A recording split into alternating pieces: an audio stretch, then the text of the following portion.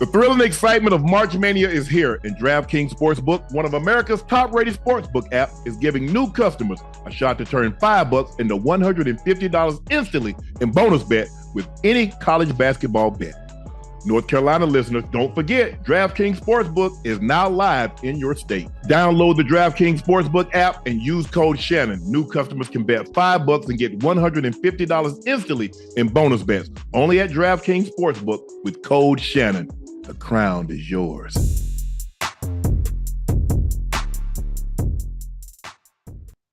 Happy Easter, everyone, and thank you for joining us for another episode of Nightcap. I am your favorite Unc, Shannon Sharpe. He's your favorite number 85 on Easter Sunday, wearing Easter yellow. He's a route runner extraordinaire. He's a bingo ring of famer honoree. He's a Pro Bowler. He's an All-Pro. He's from Liberty City, representing Liberty City. He's Mr. Real Risotto, Chad Ochocinco Johnson. Thank you. Please make sure you hit that like button. Please make sure you hit that subscribe button. And please make sure y'all subscribe to the Nightcap podcast feed. You can listen to Nightcap through the Club Shay Shay feed, but we would greatly appreciate it if you subscribe to the Nightcap podcast feed. Thank you guys for selling out Shade by Laportier. We have pinned the link at the top of the chat. We're only taking pre-orders, but we did get a shipment in, and so we should be able to fulfill all of those orders. So thank you very much for selling us out. We got a shipment in, and we should be able to fulfill all orders that are being placed. So thank you again. Ocho, how was your Easter? And my Easter was, well, I've been asleep all day. I'm gonna start there because I landed. Okay. I was in Houston yesterday. I had to go out there and take some business meetings and do something else that I really can't talk about just yet. Can't talk about just yet, but it's chat. Y'all gonna love this one. Unc, you gonna love this one. It made me very happy. You know, made me tear up a little bit, but I can't talk about it yet. But I'll be able to talk about it later. I flew back in this morning. My flight was at 5 a.m. I was in Houston maybe less than 24 hours. Okay. Flew back this morning at 5 o'clock. I went and watched soccer. You probably didn't see it. Man City played Arsenal today. Watched soccer at Twin Peaks. And I got home maybe 1 o'clock. Do you know? I promise you not. My phone rang at 9:30 to go over today's runner show, and that's when I woke up. Wow. That's when I woke up. I'm not sure why my body's that tired where I had to sleep that many hours and that long, but that lets me know I'm rejuvenated, I'm re-energized in today's show. Well, the night gonna be crazy. And one more thing before we keep going, I want to thank Ash and everybody that's a part of your team. Because they got me my goddamn plaque. Yeah. I got my plaque, chat. I appreciate y'all again for this milestone, for this achievement in such a short amount of time. I love y'all. Appreciate it. And the next goal is to hit 10 million.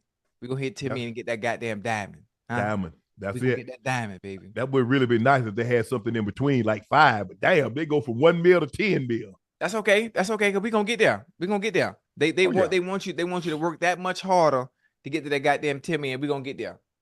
All righty. So thank you guys for helping us get what is that? Platinum status? That's platinum status. What is that? No, diamond. So what status? That's million. Gold. And so silver was 100,000. Silver's 100,000. So thank you for helping us reach gold status. Nightcap, that was a quick turnaround in order to do that. So we greatly appreciate that. Ocho, it's time for our first segment of the night, and it's called a news cap. News cap.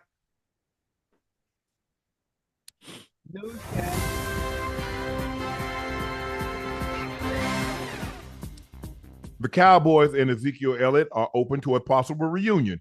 Dallas reportedly likes the way Zeke finished the 2023 season in New England, where he played in all 17 regular season games and saw a significant increase in his workload in the final 5 weeks of the year after Ramondre Stevenson was sidelined with a high ankle sprain. Zeke turns 29 on July 22nd.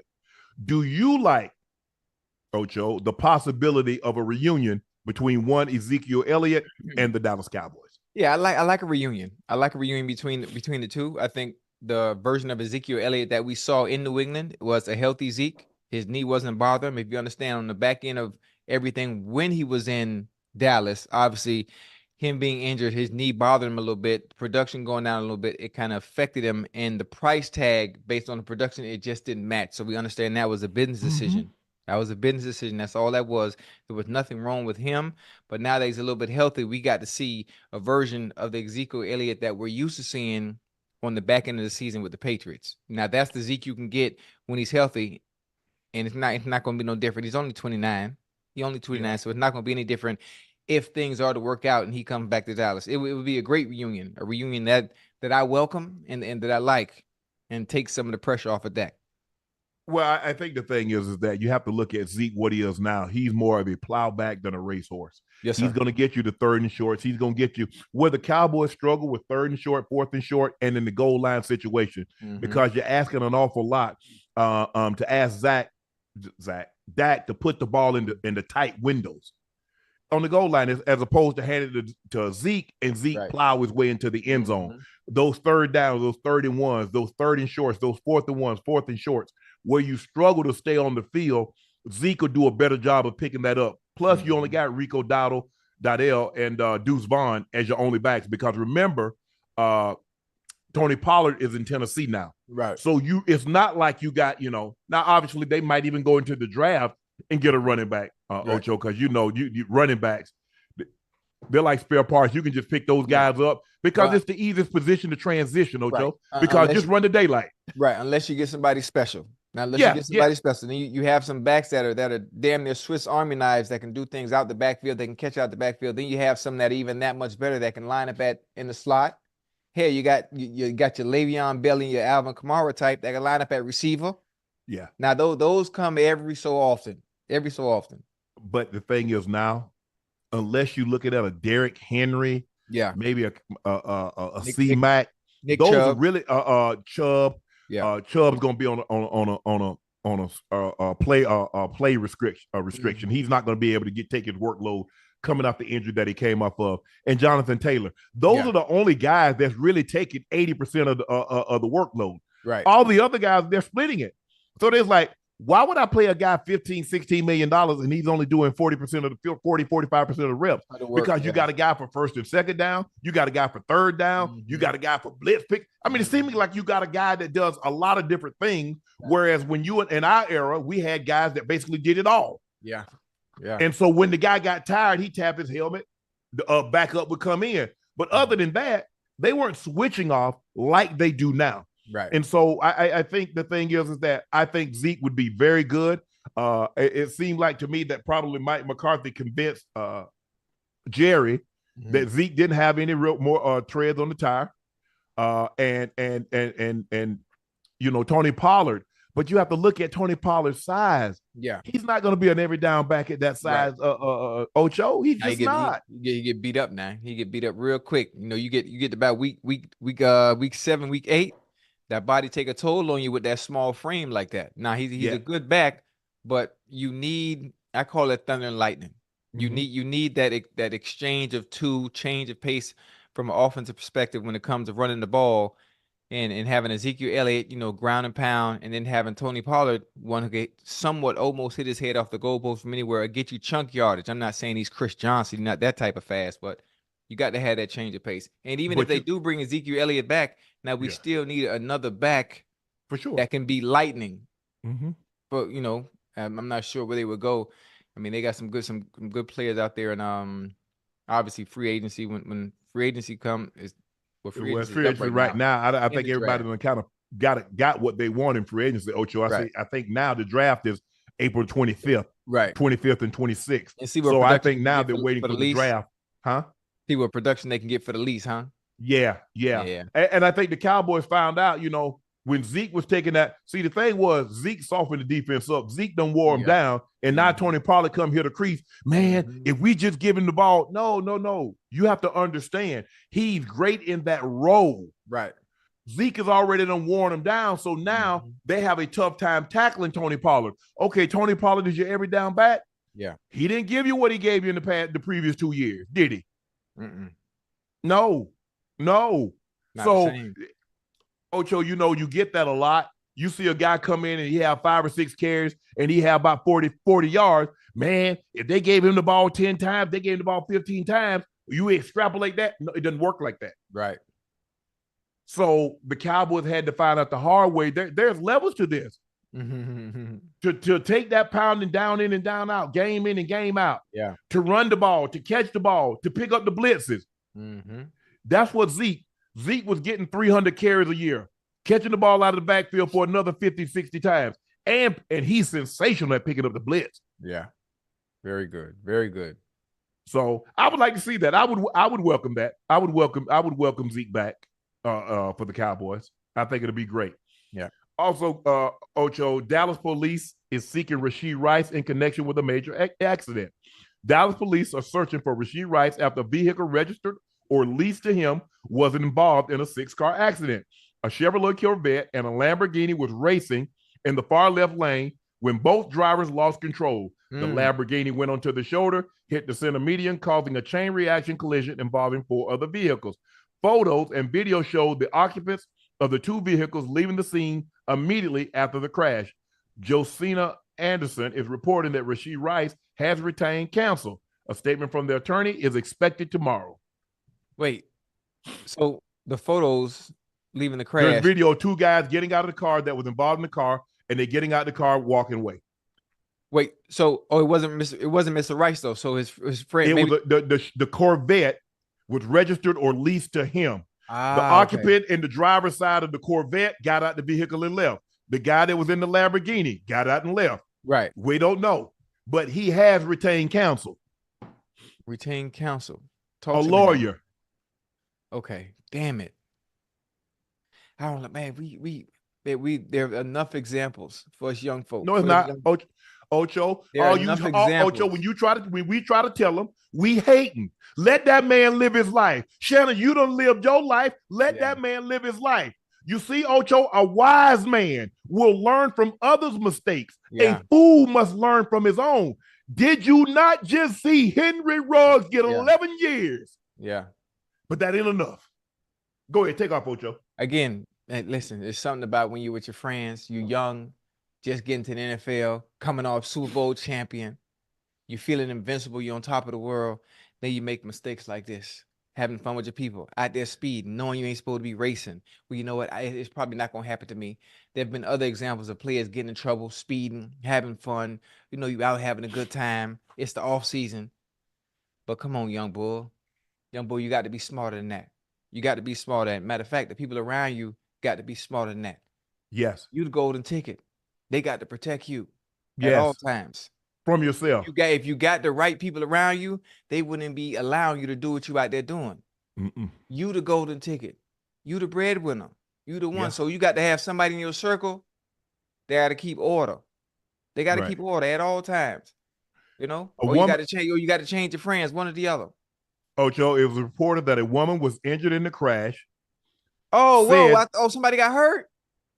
A woman was injured in the crash. The man put a 4-year-old son in danger and walked away without sympathy. We've only seen footage of 3 people getting out of the Lamborghini. How the hell you get 3 people in a Lamborghini? Was it a Lamborghini? It must have been a Lamborghini truck.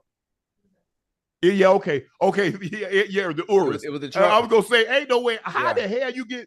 Who's sitting on somebody's lap in a Lambo, Ocho? Yeah, you're right. You're right. The footage hadn't surfaced of who exited the Corvette, but the Corvette is leased or registered to a Rashee Rice. Yeah. Damn. So I mean, obviously he hasn't been spotted at the scene, and the pictures, obviously, there are cameras everywhere now. So I'm assuming he's still responsible because somebody is driving his car. You going to get an attorney tomorrow? Huh? You going to get an attorney tomorrow? Yeah, because if the car is don't do no hypotheticals. Yeah. I ask you a simple question. Are you going to retain a lawyer tomorrow? Me? Or are you just speaking hypothetically? Is Ochocinco going to retain the services of an attorney tomorrow? No, sir. Why not? Well, shit, I ain't do shit wrong. Listen, I ain't do nothing wrong. But I'm saying, listen, you know the law better than I do. If someone is driving your car and the car is registered in your name, even if you're not present at the scene, you're still responsible because it's your car, right? Yeah, the insurance company they'll probably sue your insurance company. Okay. Oh, so And you can't sue the individual. well, hold on. But here's the thing. First of all, now you can get insurance where only you can drive, or you can have insurance where you can have additional drivers on the policy. Does he have a policy that has additional drivers? Wait a minute. Okay. So I'm assuming him retaining a lawyer has to do for the fact, again, I don't know. I can't say anything because I don't know if he was at the scene or not. I don't know if he was driving or not. For the pictures that have come out, no one has said that he was one of the drivers, because obviously would have been seen clear as day with them, leaving the scene. But I think, you know what people gonna do. Yeah. If you out with your homeboys and y'all get in the fight and everybody fighting, there's only one person that's gonna make the news. Yeah, you. They don't nobody don't they ain't say nothing about that Lamborghini, who it was blown to or nothing. Yeah. They say the Corvette was registered or leased to Rashee Rice. He's the name. I just Ocho, like I said, I think there's enough stories now of guys. I mean, because especially with social media. And the thing is, with you and I, we didn't have the social media. We probably heard stories, but after the fact. After it already happened. Right. But for me, once I saw Derek Thomas, and Derek Thomas and I, we had our run in, but prior to that, DT and I were great. I mean, we worked out together, we partied together, we did a lot of stuff together, and we had an incident that was very, very unfortunate. But when he got thrown from that vehicle because he wasn't wearing a seatbelt, right, I immediately started wearing my seatbelt, because somebody that I knew, because a lot of time when you see where people got thrown from the car, nobody I had ever known had gotten into an accident and gotten thrown from the car. Right. That couldn't happen to me. Well, DT, I know DT. I work out with DT. Right. We hang out, we party, we go to Pro Bowls together. We're on the All-Pro team together. What you mean that happened to somebody I know so close? That means it could happen to me. Yeah. Let me fasten my seatbelt. Listen, it's different, Unc. I'm telling you, it's the mentality I'm talking about.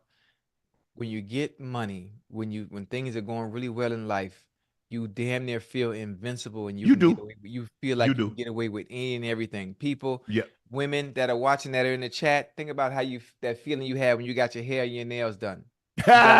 Listen, you laughing. I'm serious. And you got a little money in your pocket and you're getting ready to go somewhere. You came out the shower, you got on a good outfit. Think about that times 10 when it comes to NFL players that are millionaires, that are with friends, that are going out places. You kind of lose a sense of self, in a sense, especially when you got the wrong people around you, allowing you to do some of the things you're doing. Now, boom, if your homeboys know that the car's in your name, why in the hell you even speeding on the highway, whether I can't even chance it, present or not? I can't chance it, Ocho. You can't chance it because you're responsible for that vehicle, because it's in your name. You let somebody, it's just like anything. Ocho, you let somebody borrow your gun. Yeah. And they shoot somebody. Who responsible for that, Ocho? Me. Okay. You let somebody borrow your car and they do something to somebody, they run a red light or they hit somebody. You're gonna be responsible for that. And so, I get it, but hey, bro, you need to go rent you a car. I can't let you drive. I can't let you drive mine because, first of all, if you wreck it, you can't afford to repair it. You can't repair it, and most of the time, it's childhood friends. Yes, most of the time, it's people that you grew up with all your life. But again, they got to understand. You got to get to a point. Somebody got to be the common sense. Somebody got to restore order. Got to be the responsible one. Somebody got to be the responsible one, because everybody can't turn up. Everybody can't want to have fun. Everybody can't want to live off, oh, look, my homeboy made it, so we all made it. Yeah. Somebody got to have the common sense. It can't be turned up all the goddamn time. Yeah. Because, man, don't get me started. Right now, Ocho, we've only seen footage of 3 people exiting the Lamborghini. Right. We have not seen video of anyone exiting the Corvette. Now, I don't know. Do they have, is the Corvette like a Tesla that do automatic driving? They can have, because sometimes the Tesla, you can have it go without a driver being in sight. Now, I don't know if they have that feature on the Corvette, but a car registered to him, it could not have been him. But I just wish like I said, I understand, like you said, Ocho, because like when we come up, we're able to do things that people in our grade or people above us aren't able to do. So you actually think that you are invincible because, well, if everybody could do what I do, why aren't they doing it? Doing it, right. So now, Ocho, guess what happens if I get a little money in my pocket? Boy, it's different. It's different. What? It's different. You really, yes, we've all done some things. And Ocho, I remember I would have done things and I sit back, I was like, what the hell was I thinking? Right. Right. I'm Sterling Sharpe's brother. Forget now, Ocho, forget me. Right. Bro, if this happened, the first thing they're gonna say, Green Bay Packer all-pro receivers brother, Shannon Sharpe. That's when they're gonna start. They ain't gonna say Shannon Sharpe, the brother. They're gonna say Green Bay Packers all-pro wide receiver Sterling Sharpe's brother, Shannon, was involved in X, Y, and Z. That's why it's so important. The people you keep around you. The people I'm thinking about my day. Obviously, I'm from Liberty City. I think about my day. It was structure and there was discipline for those that didn't play the game of football. You know what side of the track they come from. So you already know how they moving. They have an understanding. Well, that's the asset. We have to protect that at all times. Yeah. So there's certain shit, even if I want to do, them boys they not having that. Just in general. Right. They thinking the way I'm not thinking, and they ain't even the one that's in the league. Yep. Man, Sharp, go ahead and get your ass home. Go home. That's the type of people you're supposed to have in your corner. Them the type of people you're supposed to have around you. Them the type of people you let hold your car because you know I'm going to let him hold my Corvette. I'm going to let him hold my Lamborghini because I know we're going to be responsible. He ain't going to be on goddamn I-95 going 130 miles an hour trying to show off. Man, Ocho. Man, TD, let me tell you. No, hell no. Man, you know, I had those big body Benz, white, big chrome, 22-inch rim sitting on them things. 22? TD come to, huh? 22s? Yeah, I had them things nice. It was nice too. It was nice, Ocho. Wait, hold on. So did you have white interior? Nah, I had ash gray. Okay. All my cars always got, murdered out tint. Okay. So TD come to town. TD stayed with me. Yeah. Hey, Sharp, let me hold the whip. Man, that's TD. Oh, he can get it. He good. Yeah. Super Bowl MVP. You know what I'm saying? Oh, this joker go to Nicky's got my ride back then. Yeah, Sharp, I saw you back then over at the strip joint on Stewart Avenue.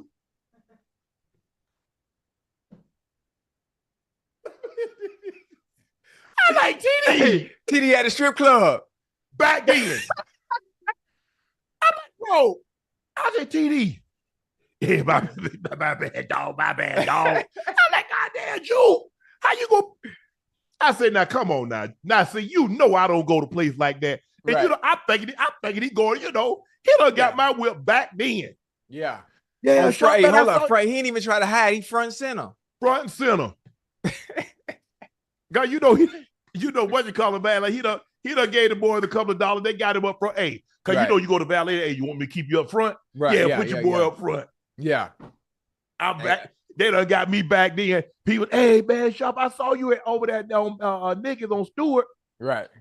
But listen, boy, you know how it feel. Again, that feeling, having money. You got your haircut, you got that outfit. And ladies can attest to this because, when they get their hair done, when they get their hair and their nails done, they got that makeup on, they got them lashes, they got the mink classic volume hybrid. I'm not sure what type of lashes. Some people aren't as fortunate enough. I had the money to put them strips lashes from Walgreens. Yeah, but you got the outfit on this time to go out with your girls, and you got $100. Yeah. Women don't need much. No, they don't need much because the if you bad, you don't need no money. Man, they feel invincible. You bad, you don't need no money. Good looking women ain't bought one drink, ain't buying no drink at all. Hey, after the club, they're gonna go get free meals. Hey, yeah. So I'm just trying to get them to understand that invincible feeling where, think about that times 10 when it comes to some of these young dudes that are going to make some mistakes. They're going to make some mistakes, but you want to limit those, and the way you can limit those is for one, making the right decisions, and then also having the right people around you. The right people around you can stop you from doing a lot of dumb shit. Well, they done got them bundles. They done went over to that shop. You know they got that. You know they got them bundles. You Wait, know what what I'm saying? What they got? Them bundles. You know they got them. You know, good wig. Good wig gonna sit you back by 4, 5, 4. One of them front legs gonna sit you back by 4, 600. And we ain't just getting any wig. Yeah. We getting wigs from Arrogant Tate. We getting wigs from Lonzo. Like I'm talking about that good shit. That good shit that lasts. So when you take it off, you put it on a little mannequin. And you put it on the head. Yeah. You put it on the little head. He got his own little head. That wig got their name. Yeah, someone got a name. That's Veronica. And that's that. You know what I'm saying? Yes. Yeah. Hey, that's them good wigs. Yeah, for sure. You better not throw that wig up on the dresser. They got about 4 or 5 heads up in there, and all of them got wigs. You go to like, damn, who? Yeah. Who is that? Oh, you don't. That's me. You know. Hey, but women, let me give y'all some advice. You know, I look to each his own. I ain't got no problem with no front legs, no bundles, no nothing. Mm-hmm. But y'all doing too much with the eyelashes. Y'all got the eyelashes out here looking like Mr. Snuffleupagus. Oh, you remember Mr. Snuffleupagus? They got eyelashes. Sesame Street, long eyelashes. Yeah, yes. Yeah. Listen, I think ladies can't even hold their eyes open, Ocho. They try to hold their eyes open and close down because the lash is so heavy.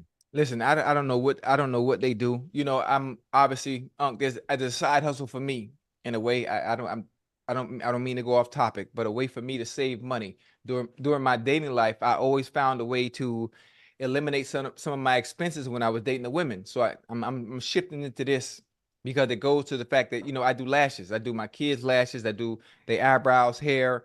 I can do makeup. I can do all this stuff. So when we talk about lashes and I see women with long lashes that don't fit their face, and I'm like, mama, like you don't need to have 18, 19, 21 inch lashes in your face, and you know you're so petite, it just don't look right. You look like a caterpillar sometimes. Yes. And I think it's more so the look, you know, and based on what image you're trying to portray at the time. I don't know what they're trying to portray. Yeah. Because I know and look who people ain't got no 1,000 lashes. People got 1,000 lashes. Hold on. You heard me? Look who just walked in. Hey, Rail. Where my plaque at, That was yours right there. Ocho took it. Nah, don't do that. You know what? When we get the diamond, we're gonna get Rail a segment. So when we get the diamond, Rail gonna get a plaque too, Ocho. No, she's not. No, she's not. No, she's not. The show is called Unc Ocho. The show is called Unc Ocho. Unc Ocho featuring Rail. Shit. Right. Tell him, Child, please. Child, please. Ocho, see, that's the thing. I hate to say and the thing is, Ocho, look, when you start dating now, you got to, okay. What's your monthly upkeep? Oh, hey, you got to ask her that question. Yes. Or you can save yourself the trouble. Fellas, this is so easy. Go to a woman's Instagram. Go to a woman's Instagram and look at the image that she's trying to portray. Can you keep up with the style and the image that she's putting on in each picture? You look at the purses, look at the shoes, look at the outfits. If that ain't in your budget, if that's not in your salary cap, and she's a salary cap casualty, stay in your financial lane and keep it moving. Stay in your lane and keep it moving. It's okay. Ocho, sometimes you can be a cap casualty somewhere and still be too expensive for somebody else somewhere else. Just because you're a cap casualty over here, that don't mean you're affordable over there. Right. So I got to look and see, okay, what do I got? Okay, you got lip fillers. Yeah. Are you getting Botox? Right. Okay, how many times a week are you getting acrylics? How many times a week you get nails on fingers and fingers and toes? Okay. Twice. Hair. How often you getting your hair done? Is this something that's weekly? Hey, listen, a woman's upkeep is of the utmost importance, and it's very expensive. You can't very expensive. But Ocho, I can't do an upkeep that's more than my mortgage now. Because some of these mofos out here, they upkeep more than the mortgage. I mean, it depends, especially when you think about today. Mortgage is very, very high, depending on where you live. And you out there in LA, so I already know the mortgage is crazy. Mortgage is higher than Eagle Butt out here. Wait, higher than what? Eagle Butt. Oh my goodness! It almost slipped my mind. Where your phone at? Right here. Okay, stay with me now, real quick. I have a friend of mine that I've known for years. Friend of mine by the name of JB. Not gonna put their business out there like that. I was like, man, Unc still single, boy. Sis, I don't know, sis, but I will relay the message while we on the show. And if anything, I will do a formal introduction if at any time you guys happen to be in the same place, So Yeah. it just just check your phone real quick. Since you got it right in front of you, just look down. You just look down and go to your Instagrams. Go to your Instagrams, and it's on you. I just want to throw that out there because you put it out there. They had no way of getting a hold of you or reaching you, so I had to be the one to breathe. You see what I mean? You see what I mean? I listen. It's one thing about I know what you like. I know you like what you see, because one thing about God, He is good, and one thing about Jesus got the will, so I can see. Yeah, I know. I see you now. Stay. Yeah. What happened? Nothing. Hey. Boy, she right. Boy, she fatter than a pen raised hog. You know what I'm saying? You don't know nothing about them more pen raised hog, Ocho. When you gonna kill them, what you gonna do? You get them real fat. You put them in a pen. Right. Why you get them fat? They can't wander around or nothing. All they do is getting fatter and fatter, fatter and fatter. Hey, but yeah, I'm putting that out there for you. I can tell by your facial expression and the smile on your face, you feel like a kid in Toys R Us again back in the day. Yeah. But anyway, we can go on with the show. I just had to throw that out there for you real quick. Yeah, but y'all got to come down the prices. You know what I'm saying? Well, girl, to say, well, Shannon, I mean, I had one Ocho. She told me what it's gonna cost me. I said, whoa. Please don't tell me it's over $2,000 a month. Huh? Don't tell me her upkeep is over $2,000 a month. She said she'll beat me by $7,500. Oh man, I'm gone. You know what? I'm done. $7,500. We in 2024. What woman? $7,500. 70. So are we talking about this? Is she an act? Wait, not even an actress. Who needs $7,500 a month for upkeep? And that's not even including the bills, mortgage, rent, whatever it may be, insurance on your car. But I'm saying, Ocho, she wanted me to take over that. What you mean take over? Ain't no woman got no $7,500 a month more. No, upkeep. But that's the upkeep. By the time you do fillers, by the time you do Botox, you do nails. I say, so what are you? I just just for my satisfaction, what you gonna pay for? That can't be real. I'm just being honest with you. That's impossible. There's no way someone has $7,500 worth of upkeep just for an appearance. You ain't even add clothes yet. No. So if you ain't even add clothes yet, purses. Oh hell, $7,500. $7,500. She was fine. Not fine enough to get that kind of bread out of me. Hell no. Man, but Ocho, you know how much that is? Hey, listen, I wasn't no math major. Do the math for me. $7,500 is 12 months of the year. Shit, that's over 90 bands. And just upkeep. That's $90,000. Now, you know what's funny? We sitting here talking about it because I think in my right state of mind when it comes to spending money.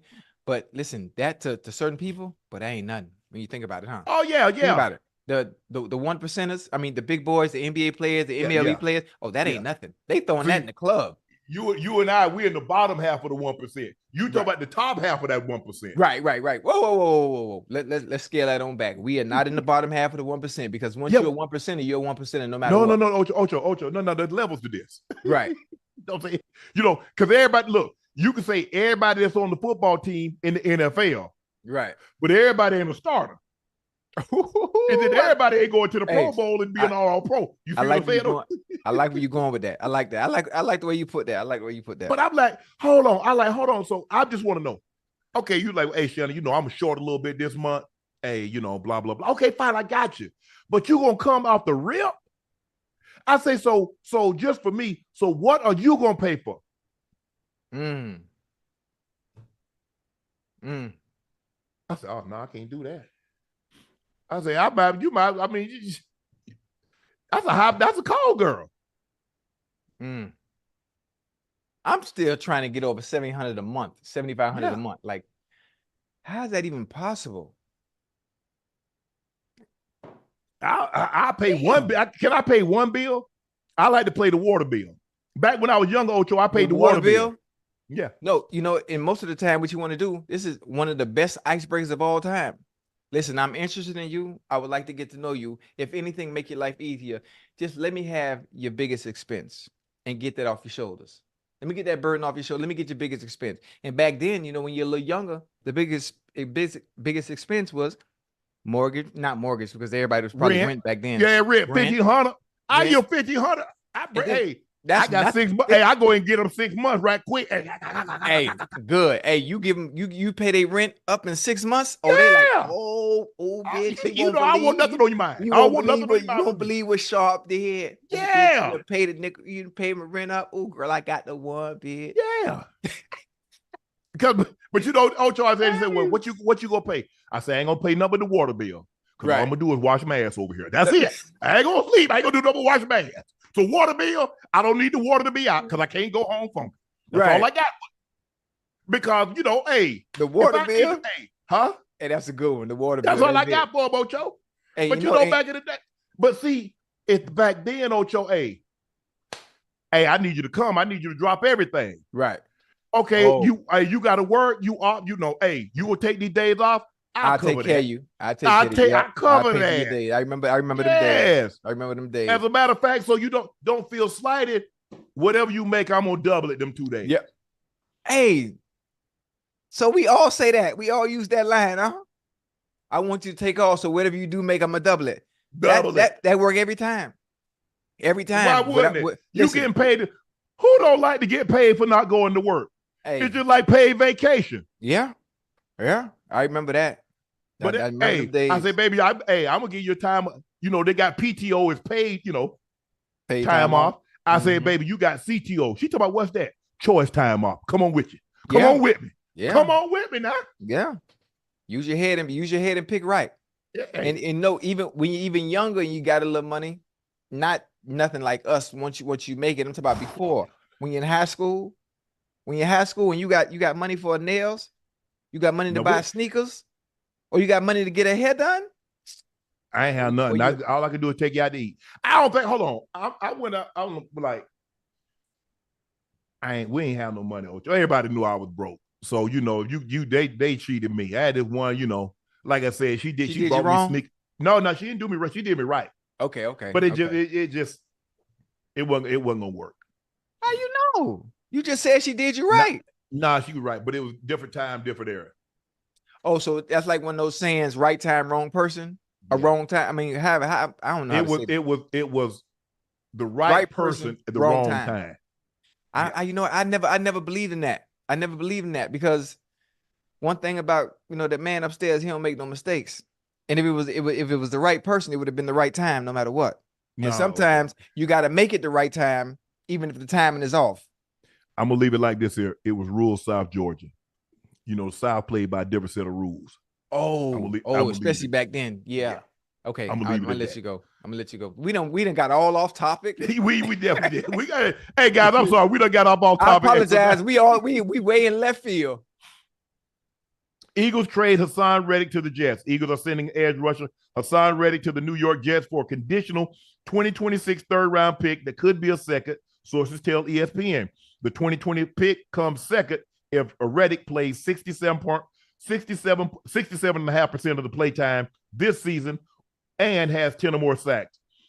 If not, it's a 2023 third. No, 2024. It goes to 26. So no matter what, it's a 20. Yeah. Okay. So no matter what, the pick is not going to happen until 2026. Okay. So whether he meets the criteria, the play time, and the sacks, whether it's a second rounder or a third rounder, the pick does not happen until 2026. Reddick posted quality numbers in 2023, recording 11 sacks, 38 tackles, 13 for loss, earning a second straight trip to the Pro Bowl.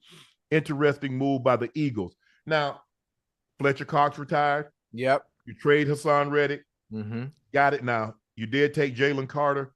You have Jordan Davis. Brandon Graham is getting on up there in age. He's not a guy that's going to play a lot of snaps. I think he just signed back another year, if I'm not mistaken, too. He's more of a situational guy. So he's probably going to give you somewhere 10, 15 snaps a ball game. Right. You look at this, Ocho, other than the Chiefs. Yeah. who's won 3 Super Bowls in 5 years. Everybody else that hadn't won, breaking their teams up. Yeah. Look at what Buffalo, the restructuring the Buffalo had to do. Yeah. Got nothing to show for it. And if you really look at it, but I love the way Kansas City do business. Kansas City's like, you know what? Reek wanted more money, wanted more than they considering where they were cap-wise. They say, you know what? We'll take the draft picks, capital. We'll let you move on. L'Jarius Sneed, bro, you've been great to us. You've been great on the field, off the field. You got 2 Super Bowls. We can't pay you. Yeah. We're not going to put the tag on you, have you be disgruntled. Hey, go make your money. We'll get something for you. I wish all owners thought like that. I guess they would if they had Pat Mahomes. Again, it's okay to let other people walk when you understand what you have at the helm. But they're telling you what your value is to them when they want to franchise tag you instead of allowing you to go elsewhere and get your true value. That in itself tells you how valuable you are to that team. Yeah. I mean, there is no such thing as free if you got a tag on me. Free is not like, well, if I get a job, well, okay, Apple can match what Google wants to pay me. Or they can match what Microsoft. No, that ain't no free agent. Free means I'm free. Baseball free agency means I am free. Yeah. I get to go to that. And we got to stop this notion, Ocho, where quarterbacks, they can get this. Wide receivers get that. And kickers get this. In baseball and basketball, free agency, like, you get what the market bears. Yeah. A first baseman can make just as much as a pitcher. Yeah. An outfielder or a catcher can make just as much as a middle infielder. Yeah. There ain't no tiered, okay, quarterbacks are here. Wide receivers are here. DBs are here. D linemen are here. Linebackers are there. Nah, free agency needs to be free. I'm free. Free, yeah. And the better you are at your position, regardless of what it is, the more money you're able to command. That's it. That's how it should be. Well, hell, that's in any goddamn thing. That's in the corporate world, in sports, and think about it. In life. Yes. You get the cream of the crop depending on your skill set. Correct. I mean, just because if I go to one place, I can make whatever the market bear as a new job entry. So I'm just out of college. I go to this place. They don't say, well, you can only make this. If it's a job and I'm qualified to get it, it might be a $300,000 job, or it might be a $100,000 job, or it might be a 75 or 50. But don't go in there and say, well, since you're a rookie, this is all you can make. I don't like that. But what do you think about the Eagles? The trade, the Eagles, they got a Listen, I like it. I like it in the sense because Reddick deserves to have a payday, or this would be his third contract or his first. Well, they paid him to come from he was at Arizona, if I'm not mistaken. Yeah. He was at Arizona, and I think they paid. This would be his third. Yeah, he spent 2 years, if I'm not mistaken, with the Eagles.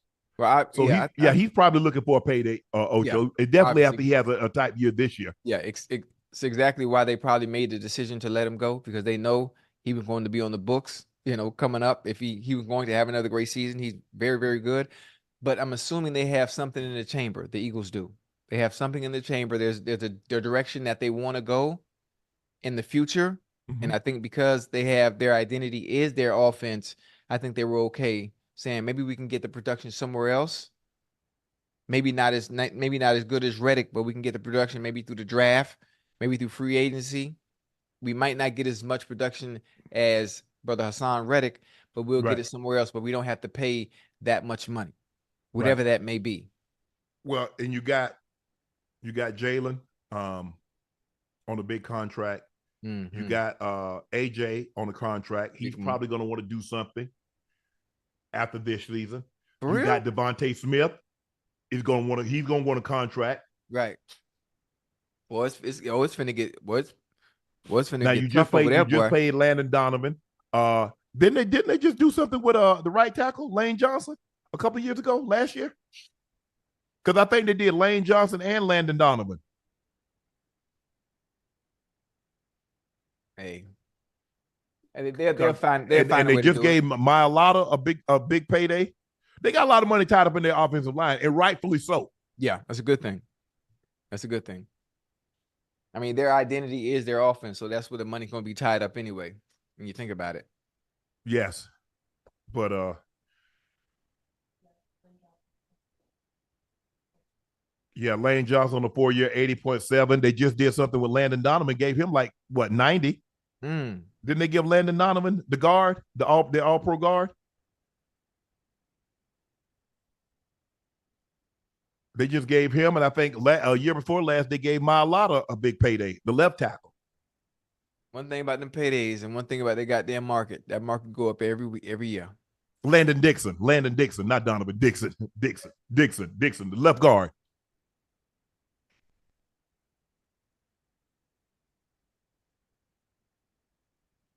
Didn't they just pay him? They just get this year.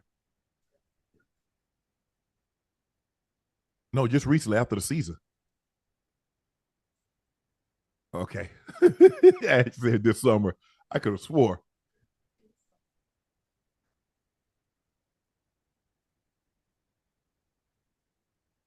Oh, Hold on, yeah. guys. Yeah, he got 4 years. He just got 4 years, 84 with a maximum value of 87, 50 million guaranteed with 20 million at the time of signing. Okay. So think about it. You got two guys on $80+ million contracts. Your right tackle and your left guard. And Mailata, they just gave him a contract last year. Your left tackle, he on 4 years, 64 million. Okay. I think you know what, and you got Jalen Hurts, who just got what, a quarter of a bill. And you know the front end of those contracts are team friendly though. You heard me? Okay. The front end of those contracts are team friendly. Yeah. It's the back end that's gonna hurt you. Yeah.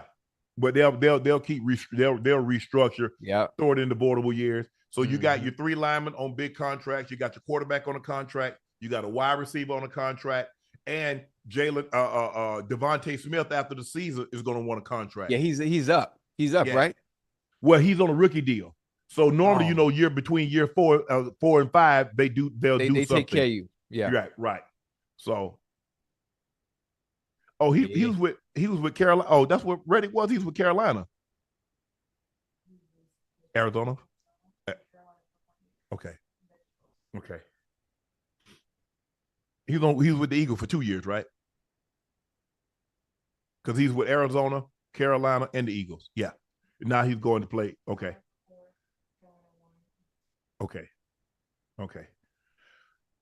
Okay, Ocho. LSU beat UCLA to advance to the Elite Eight.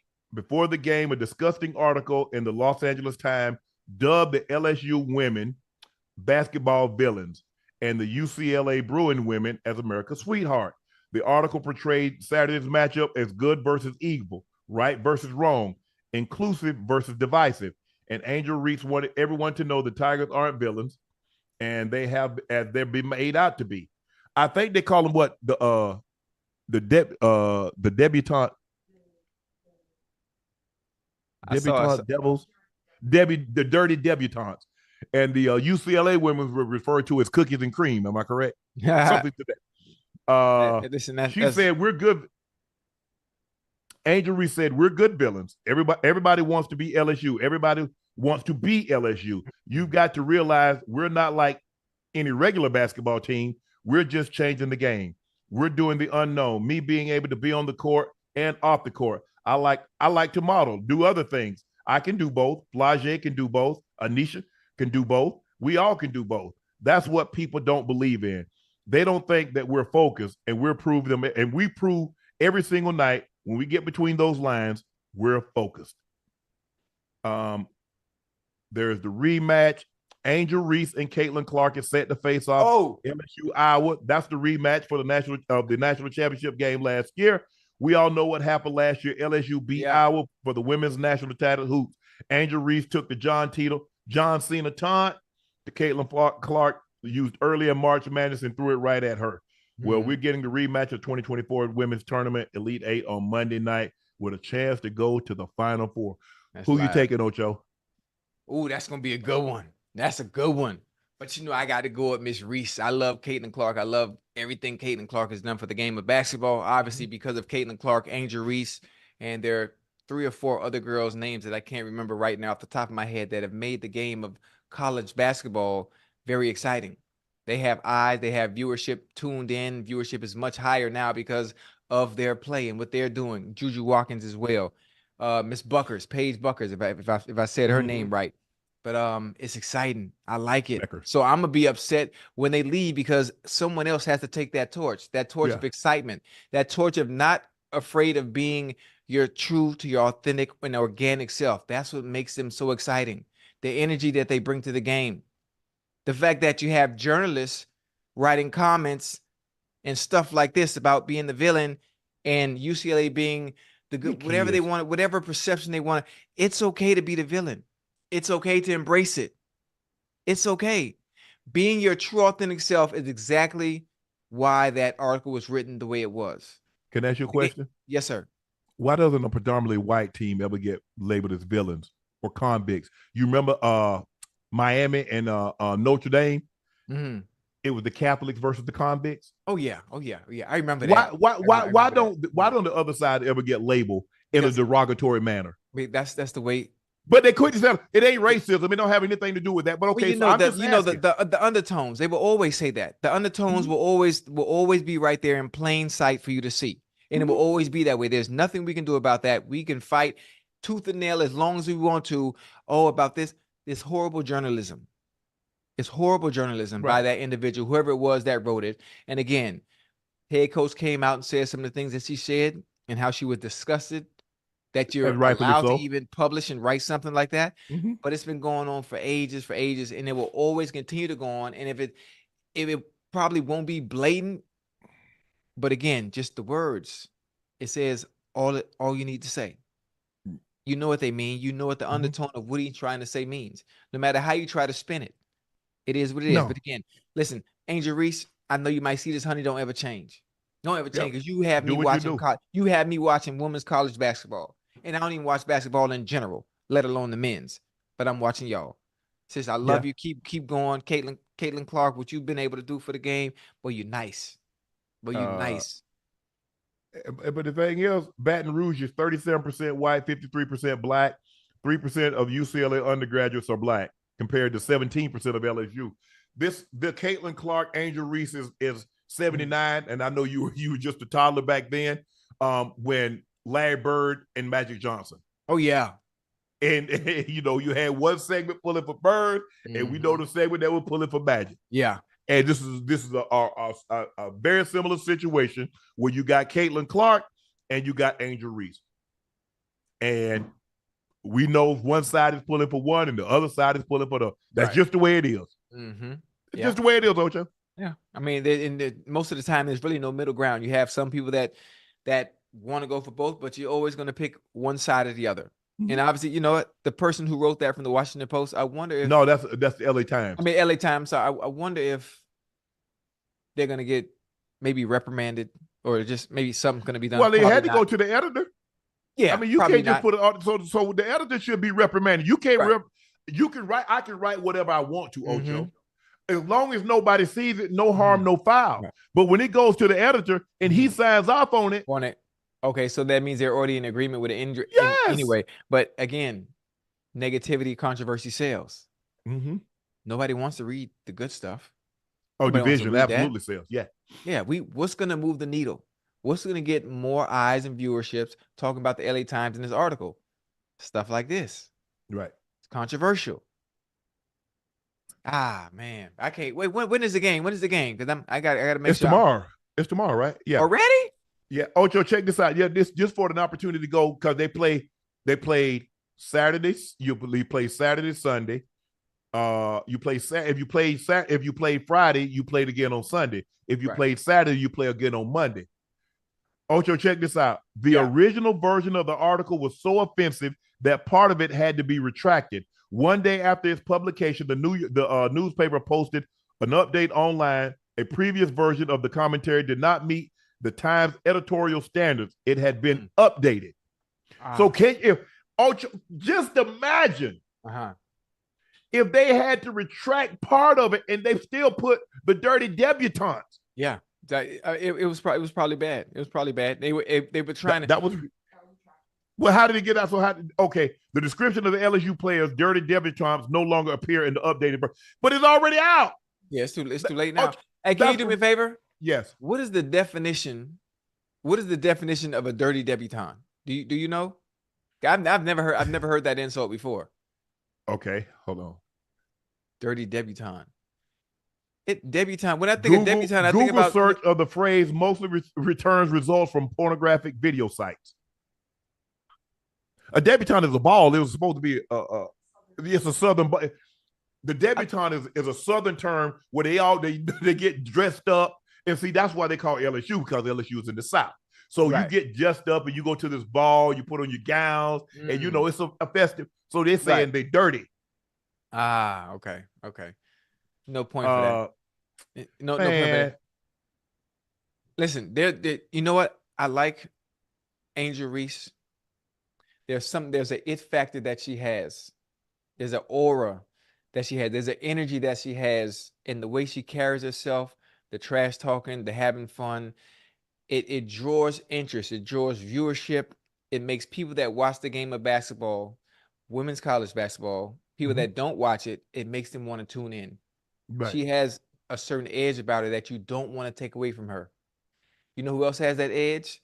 Like a Steve Smith, a Dennis Rodman, someone that continues to get in trouble in the NBA, a Draymond Green.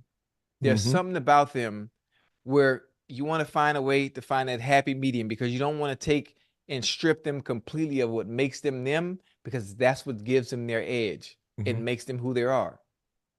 It's just, I don't know. It's something about that young lady, man, that's special, man, in her own way, in her own right. And the trash talking, the bravado, it just makes it makes it that much more fucking fun.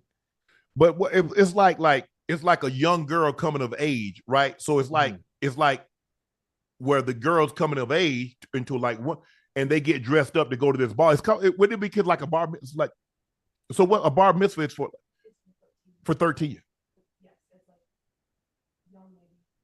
Yeah. Yes. Right. Yeah. I mean, I obviously being from the South, you hear the term a lot, and it, you know, the debutante ball and things like that. But come on, man. Yeah. I mean, again, you got to understand, for one, understand the undertone in which it was written, and then understand that it was cleared to even be published, and understanding and what it could do, and knowing that, well, hell, if we put this out, think about all the eyes and the viewerships that we're going to get. It's all about timing. Damn mosquito, man. Goddamn mosquito in the house. You left the door open? It's sad. I mean, these are kids. Yeah. I mean, why would you write this about anybody? Well, why would you write this about somewhere? But you know, these young ladies are brought 17, somewhere between 17 to 21. And that's what, again, I mean, horrible journalism. Would you write that about your own kid? Horrible. Would you write that about your own kid? Nah. Of course not. Baby. So would you think it's okay to write that about somebody else's kid? So obviously this might be one of the most watched women's college game in history. Easily. I can see this game doing easily over 4 million, 5 million. Hey, matter of fact, you know what? I have a question. Who are the last four? You left the door open? It's mosquito or gnat or something here. Who are the last four teams? Well, South Carolina is in. USC. NC State is in. Okay. The winner of USC UConn goes, and the winner of LSU-Iowa goes. So 2 teams have already punched their ticket. 2 more teams punch their tickets tomorrow. Hey, that's gonna be big. What time the game? Come on, hey chat, we gotta watch the game as a family. I'm gonna get on and turn the game on, and y'all come in and we'll talk the whole time during the game. Excuse me. Ocho, I don't know if you saw this tonight, but GOAT James dropped 40 points with a career best 3-point shooting performance to lead the Lakers past the Nets. LeBron James went near perfect. He was 9 of 10 from behind the arc. Damn. And the one was a running 3 where he took off running to the left corner and let that thing bam. Pull it up. Yeah, he would let them go from Central Park, but he said that's not enough. And Right. then he went to Sag Harbor, which is up in the Hamptons. He said that's not far enough. And then he let one go from Ithaca. I say, God doggone Goat James. Hey, if you know what? I should have patented that because I am the first to ever call that man Goat James. And now you see everybody in goat suits, everybody wearing goat masks, goat antlers. I gave him that name. Oh, you think he was the first? Look it up. I guarantee you never heard anybody refer to him as Goat James until I did. Until you did? Man, that boy dropping 40, man. With LeBron. Hey, you know what I'm saying? And I got the old Goat J. Look at that Goat J right there. Oh, so you got his, so you kept his Funko too. I got Ocho Goat and Goat James Goat Funko. Hey, you might, are you gonna ever give us our stuff back? Come on, man. I bought this. What you mean? Somebody sent you that by accident? How you accidentally send something to somebody? You ever sent somebody something by accident? Hold on, you bought the LeBron one or you bought? I asked you a question. Have you ever sent somebody? I bet you ain't never deposited no money in somebody's account by accident, did you? Oh no, I never do that. Oh, okay, no. But sometimes back in the day, you ever send a text message to the wrong person? Yeah, by accident. Back then you couldn't unsend. You have no unsend. That one for you. Oh, my bad. Yeah, so hey, wait, hold on. LeBron, who they play? Who they played? They played the Nets. LeBron, who's in his 21st season in the league, then handed at the end of his career after the game. He was asked how much longer would he play. He said, not very long. I'm on the other side, obviously, of the hill. I'm not going to play another 21 years. Well, we know that. That's for damn sure. Not very long. I don't know when that door will close as far as when I retire, but I don't have much time left. How you on the other side of the hill at 38-39 and dropping goddamn 40 against the Nets? You 9 for 10 from 3, but you're on the other side of the hill. I don't know what hill he on, but Jack ain't on it. No, Jack fell down. Hey, you ain't hear that bar, huh? Yeah, I heard it. I don't know what hill you on, but Jack ain't on it. Yeah. Jack fell down. Hey, Ocho, but here's the thing. He got that 40 on 17 shots. Damn. That's incredible. That's incredible efficiency. Right. I mean, he saw it going in, and like he said, he said, now I'm able to get on the court and do things in between games. So I'm able to keep my rhythm. He's shooting like 40% from the 3. Right. Making his free throws. He's still gonna be able to get downfield or get downhill. The question is, Ocho, how much longer does he want to keep up this kind of maniacal training? Right. How much more time does he want to keep up with this maniacal dedication? Because that's what it comes down to, is that how much longer does he? Right. How much longer can he keep his mind sharp? And will there be other things that interest him? Because, Kobe's body started to break down, but then Kobe started to see like, man, you know what? I kind of want to do it. I want to kind of be in the movie thing. I want to do this short and animated features. I want to do that. And he had the same kind of passion. Can LeBron develop a passion for something outside of basketball? Right. I mean, what would that be too? When you think about it. Well, he has a production company. I think his production company they got to do 3 features. I think one with Jesse Owens, one with Jim Thorpe, and another to be named later. Right. He was phenomenal. They played the game. Really, a part of me was sad. That game should have been over. Ocho, they played great. They were up by like 26 points, and then the Nets cut it all the way down to 8. And LeBron should have been on the bench, but if he'd have been on the bench, we wouldn't have saw this virtuoso because he scored 17 points in the 4th. And they needed all 17 to withstand because Cam Thomas started to heat up. Right. And so they started to turn the ball over. That's what really got him in trouble in the 3rd, is that the turnovers. And so and that's crazy, man. When I think about it, I sit back in hindsight, I look at some of the great basketball players in our era.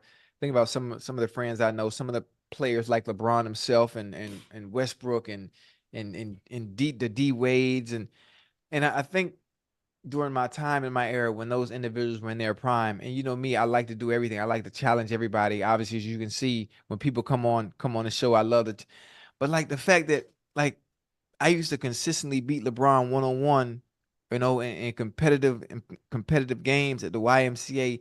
It's crazy to see what he does in a structured environment in 5-on-5, or just dominating the NBA for 21 years.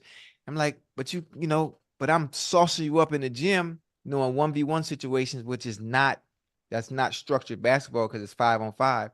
But I mean, I just sit back and think about that, and I kind of, I don't know, I just kind of pride myself on my game, and thinking like I could have went to the NBA, but I chose football. Well, I think everybody glad you chose football, Ocho.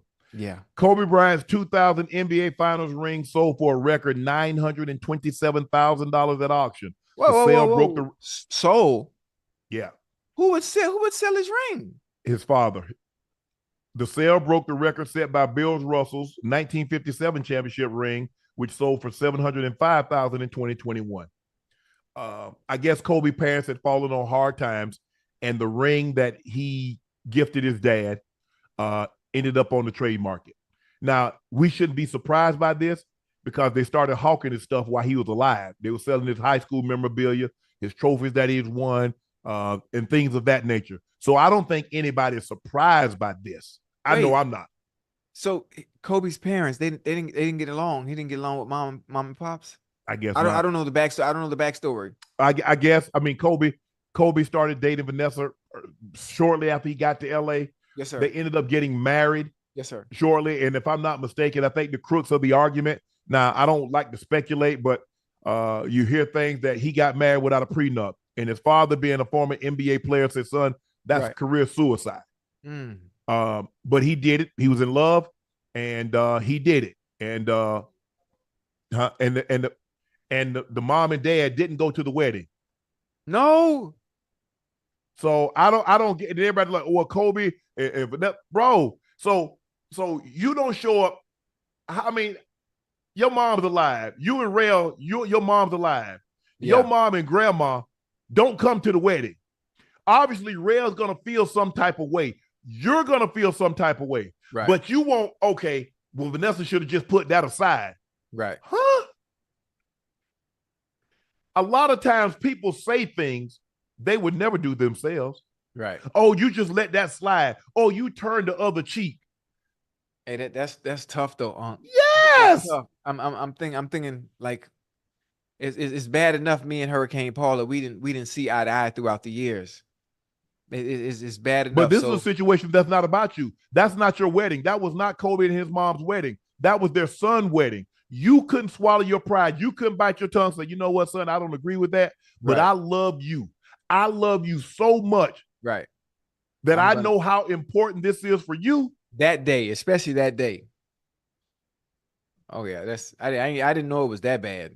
I don't know. I didn't know it was that bad. That's You want of all people when you get married, you want your mom and your dad there. Yeah. You want your mom and your dad, and if they made the conscious decision not to show up. Yes. And then I know, knowing how Kobe is, Nah, Kobe ain't gonna forget nothing now. He ain't gonna forget at that. all. He got that MJ in him. Yeah, he cutthroat with it. He don't play. You wrong one of them, bro. Hey, you just go ahead and take that to the grave. Oh yeah, might as well. Just gotta take that to the grave. But like so, like I said, I don't really know the totality. I mean, look, without, unfortunately, Kobe is not here to give his side.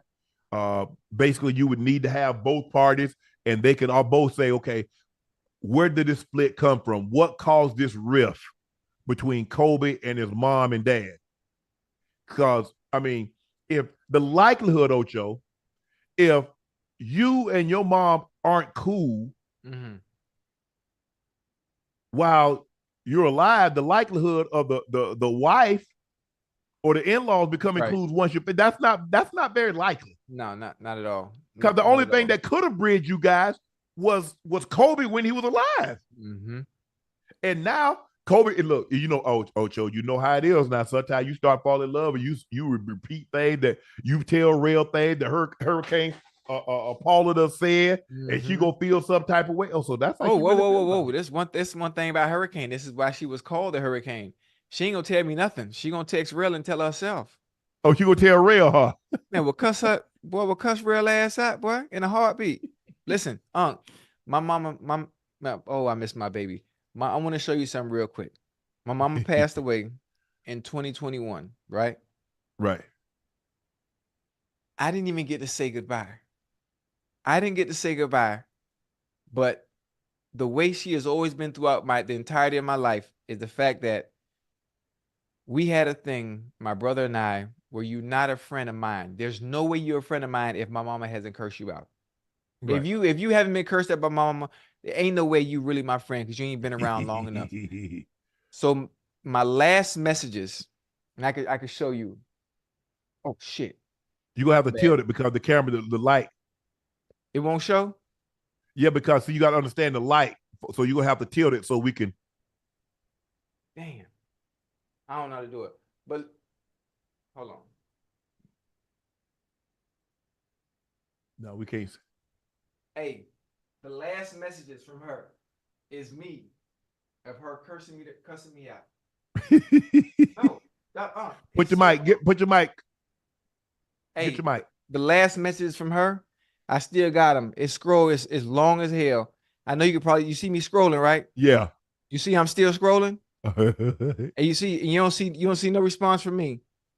Oh, there we go. A happy birthday. Man, listen, Unc. And it just felt so right, the fact that I wasn't able to say bye because I wanted to remember her in what I knew best. Her cursing me out, my friends out, cussing Real out, cussing those I have kids from out. Hell, cussing my kids out. That's why she got that nickname Hurricane Paula, because everybody can get it. Everybody can get it. But that's my baby though. But I couldn't go to that extent and just completely cutting off a mama. I would always have to keep some kind of communication. For the fact that Kobe was able to do that, I mean, that's whoa shit. It hurt him. I think what hurt him.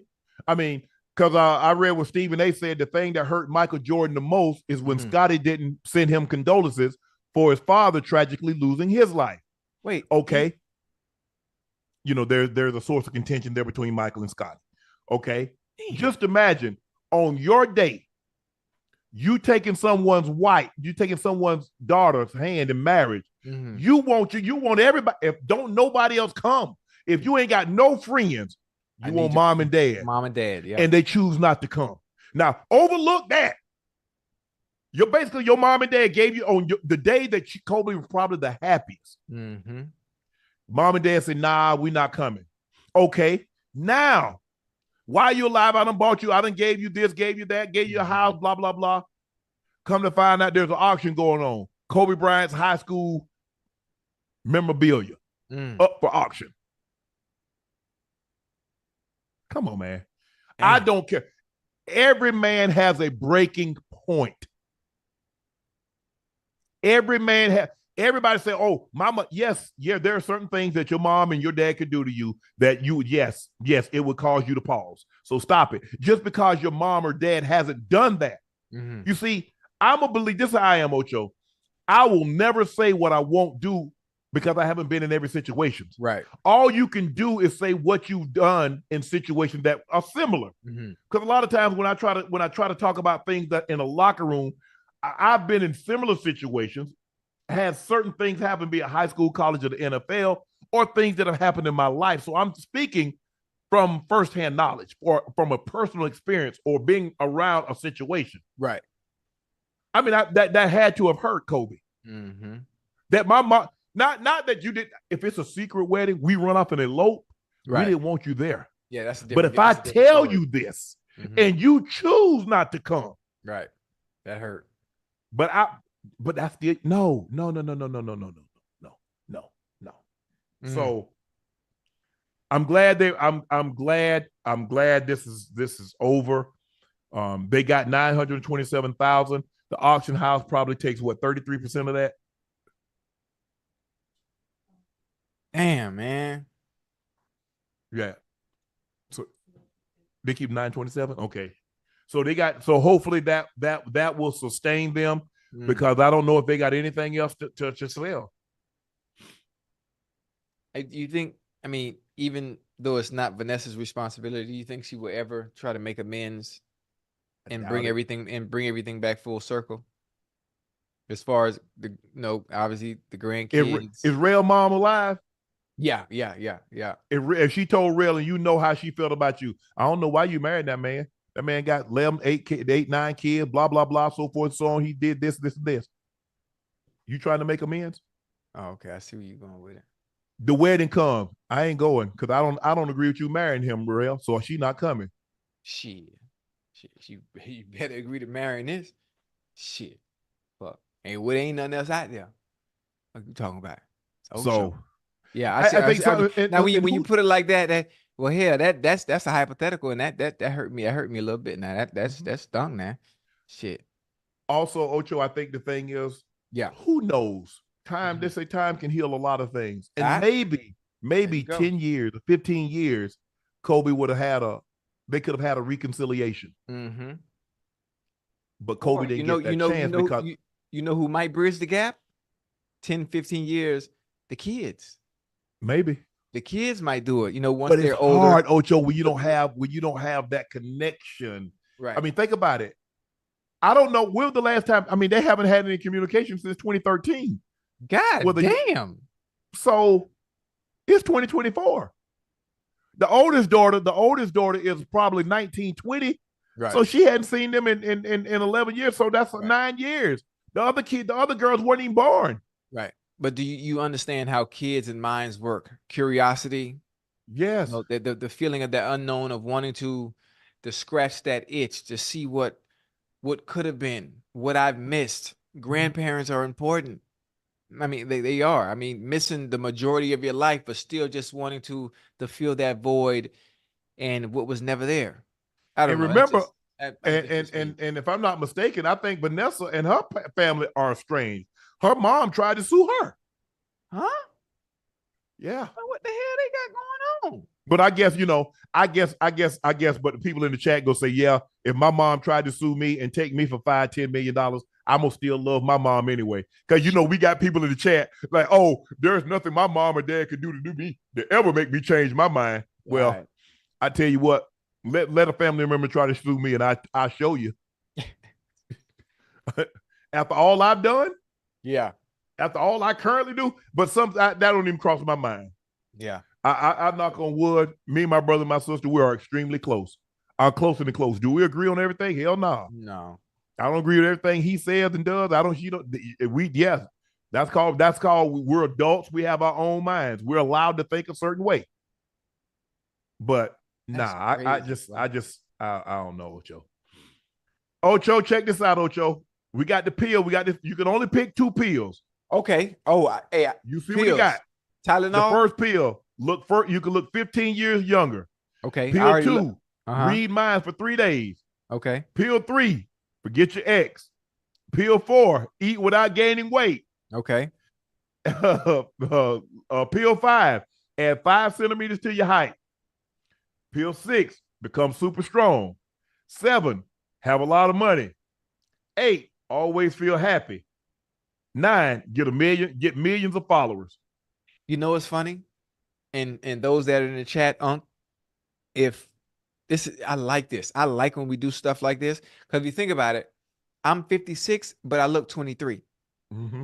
And I got a new camera. I don't know if y'all notice how clear I am. You can see I look young. So obviously, number one, I don't need number one. Number 2, I don't need to read nobody's mind because I got common sense. And if you pay attention to body language, it tells you all you need to goddamn know. I don't have a problem forgetting my exes because they are exes for a reason. Right. No ill will in that area. Eat without gaining weight. Oh, I'm 150 pounds. I thought you were 220, but okay. Lost weight, I was that old Zepic. I was 225 last week. You on that old Zepic, huh? Hey, add 5 centimeters to my height. I'm already 6'4". I don't need to be no taller. Right. Become strong. I'm already strong in a sense for what I have to do. So I don't need no more goddamn muscle because I ain't playing no football. Have a lot of money. I do all right for myself. Yeah, yeah. I do all right for myself, so I'm good in that area. Always feel happy. But I ain't been angry in years. And I'm always in a good fucking mood. I need them followers. I'm gonna take them followers. Yeah, I'm gonna take them followers because I'm taking 7 and 8. I want to take them followers and I want to add them to my goddamn. I don't want to look no 50. See, if they tell me I could be 15 years younger, that's one thing. But to look 15, I'm still gonna be 56 in 3 months. Nah, I need to be 15 years younger. I need to be 31. Which two you pick? I'm taking 7 and 8. 7 and 8. Okay, I'm taking You know what? I'm gonna take 5 and 9. I'm gonna take 5 and 9 because I want to know what it's like to be 6'8". To do what? To hoop. What? Ocho, you do realize you 56. Ain't no 56-year-old 6'8" hooping. You could have used that years ago. You should have used that 30 years ago. The pill should have came out 30 years ago. Oh, my bad. So you just gonna be a tall old mofo. Yeah, I just want to be tall, but I'm gonna be tall. I'm gonna be tall and sexy, and then real gonna have she gonna be looking at me like, yeah. Okay. Yeah. I want to be. I'll take the money and to be happy. I'll like I said, forget the X, all that stuff. Read mine for 3 days. All that stuff on now, man. I ain't trying to do none of that. Get millions of followers. I'm good. But hold up, you just picked 2 things that you already have in real life already. I want to be always, because a lot of times mofos make me upset. So they can't make me upset. I'm always be happy. When was the last time you heard Ocho? When was the last time you heard somebody say, "Man, I got too much money"? You've heard people say, "I got too many cars, I got too many pairs of shoes, I got too many clothes, I got too much jewelry." Right. When was the last time you ever heard somebody say, "Man, I got too much money"? That's a good one. That's a good one. People got 200 billion. Listen, when you put it like that, that's a good one. That's a good one. I'm going 7 and 8. All right. That'll work. I'm taking 9. Now I can do stuff that I always wanted to do and not even worried about it. Savannah State. Yeah. We about to be the Harvard. We about to be the Harvard of the HBCUs. All the HBCUs about to come up, but Savannah State gonna come up the most though. Savannah State gonna come up the most. That's for damn sure. And that's to be happy all the time, because a lot of times people get on my nerves. Oh, I like it. But you know what, Ocho? I think, like I said, back in the Kobe and Kobe had Kobe continue to live, maybe, like I said, reconnect with his family might have been possible. Maybe he's like, you know what? I want to do this. I've already have a will and an estate already set in place. But I update it every so often. Right.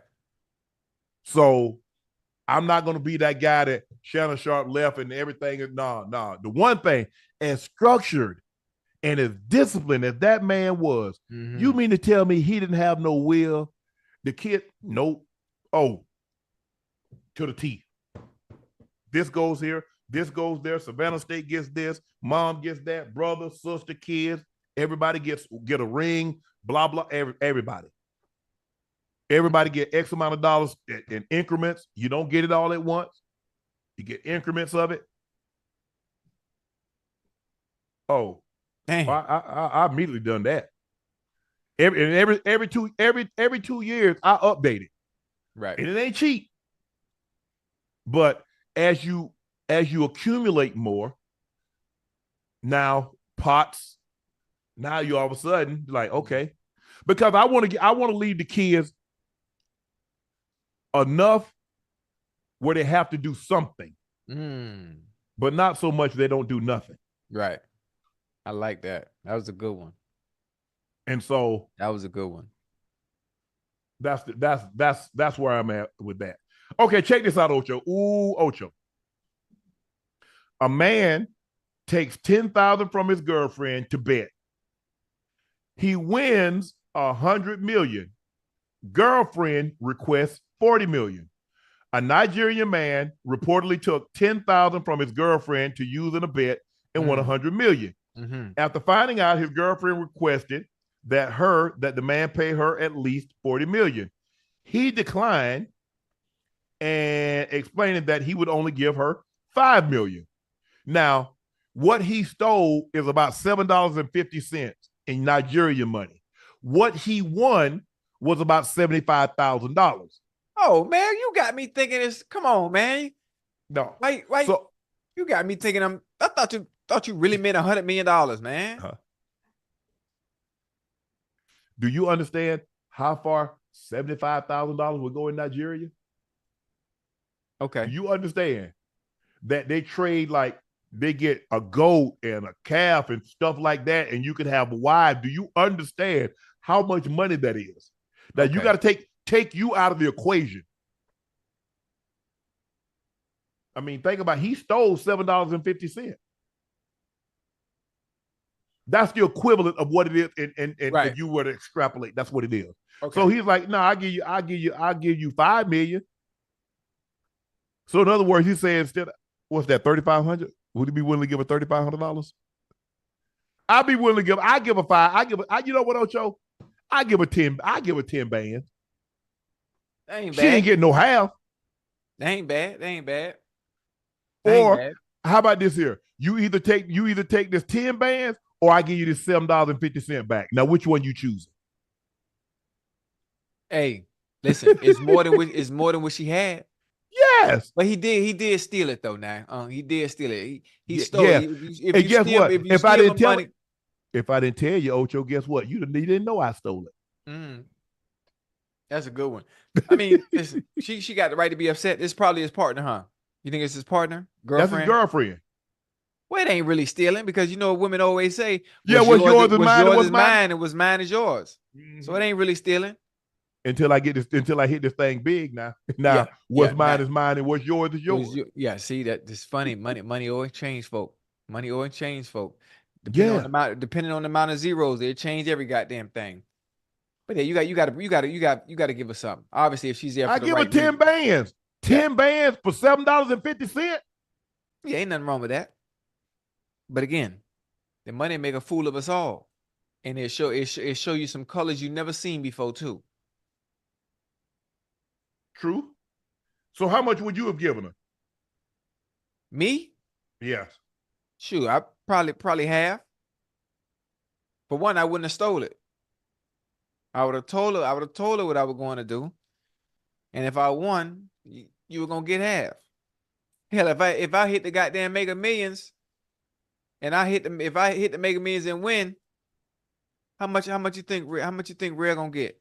Well, somebody would the guy just won the 1 point sum.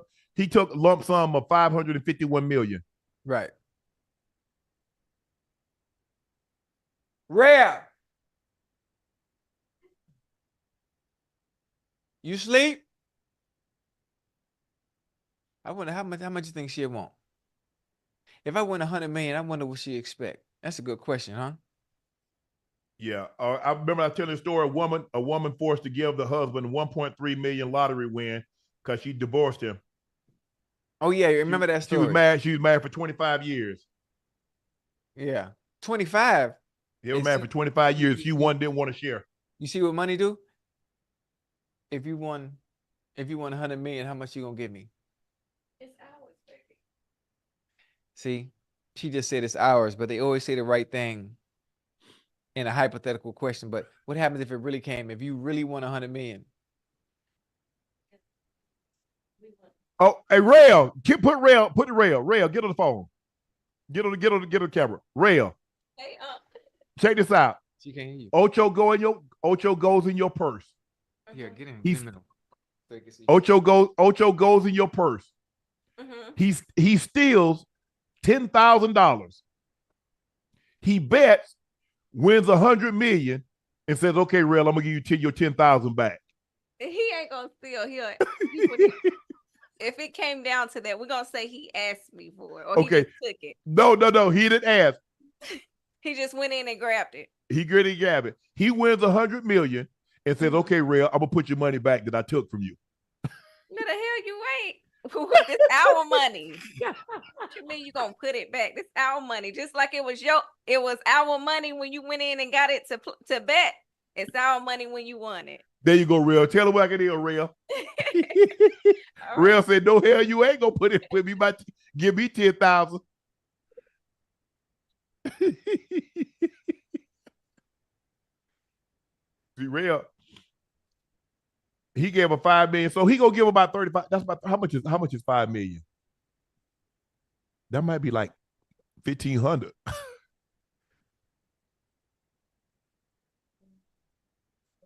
Almost $4,000, Ocho.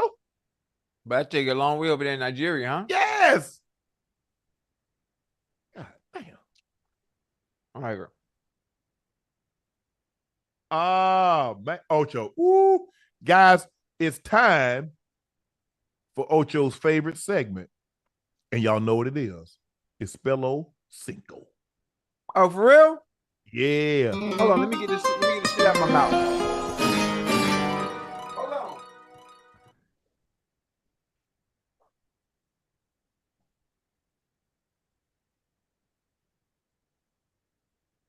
Oh yeah.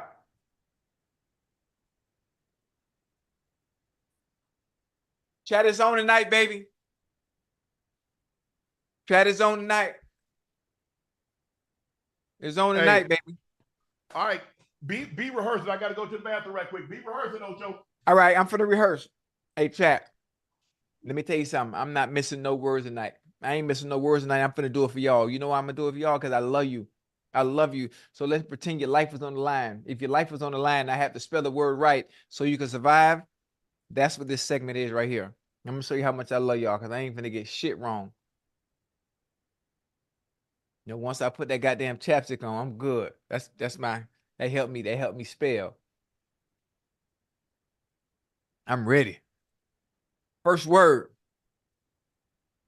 First word. Let me warm up. Let me stretch a little bit. I know, because you got to stretch. Got to stretch to get them words right.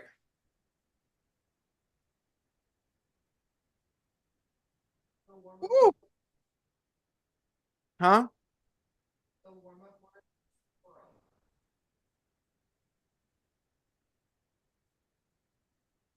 That's the warm-up word. Squirrel. Is that the word we have coming out? Oh, squirrel. Well, squirrel is not easy. That's easy. S-Q-U-I-R. No, S-Q-U-I-R-R-E-L. Yeah, that's easy. Squirrel is easy. All right. You ready, Ocho? Hey. Hold on. Let me say a little prayer first. Because I gave the people in the chat, I gave them a hypothetical on what this meant to me, what this meant for them, for me to get all the words right. Amen. Okay. Let's go. Okay, Ocho. We're going to start y'all with a very easy one.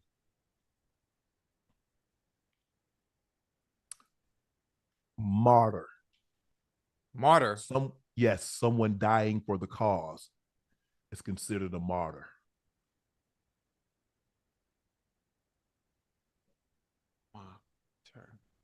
You know what?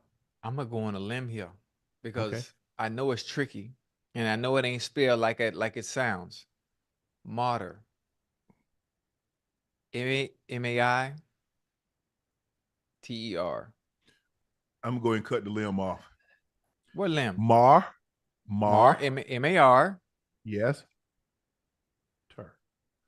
Martyr. Well, hell, it can't be M-A-R-T-E-R, martyr, ter.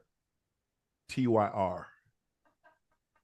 That M-A-R-T-Y-R. why does the English language do that? Why do they do that? Why would you M-A-R-T-Y-R. if it's martyr, why would you replace the E like it should be with a Y? Why? Okay, Ocho, this is an easy one. This is the easiest word that you told me the last one was easy.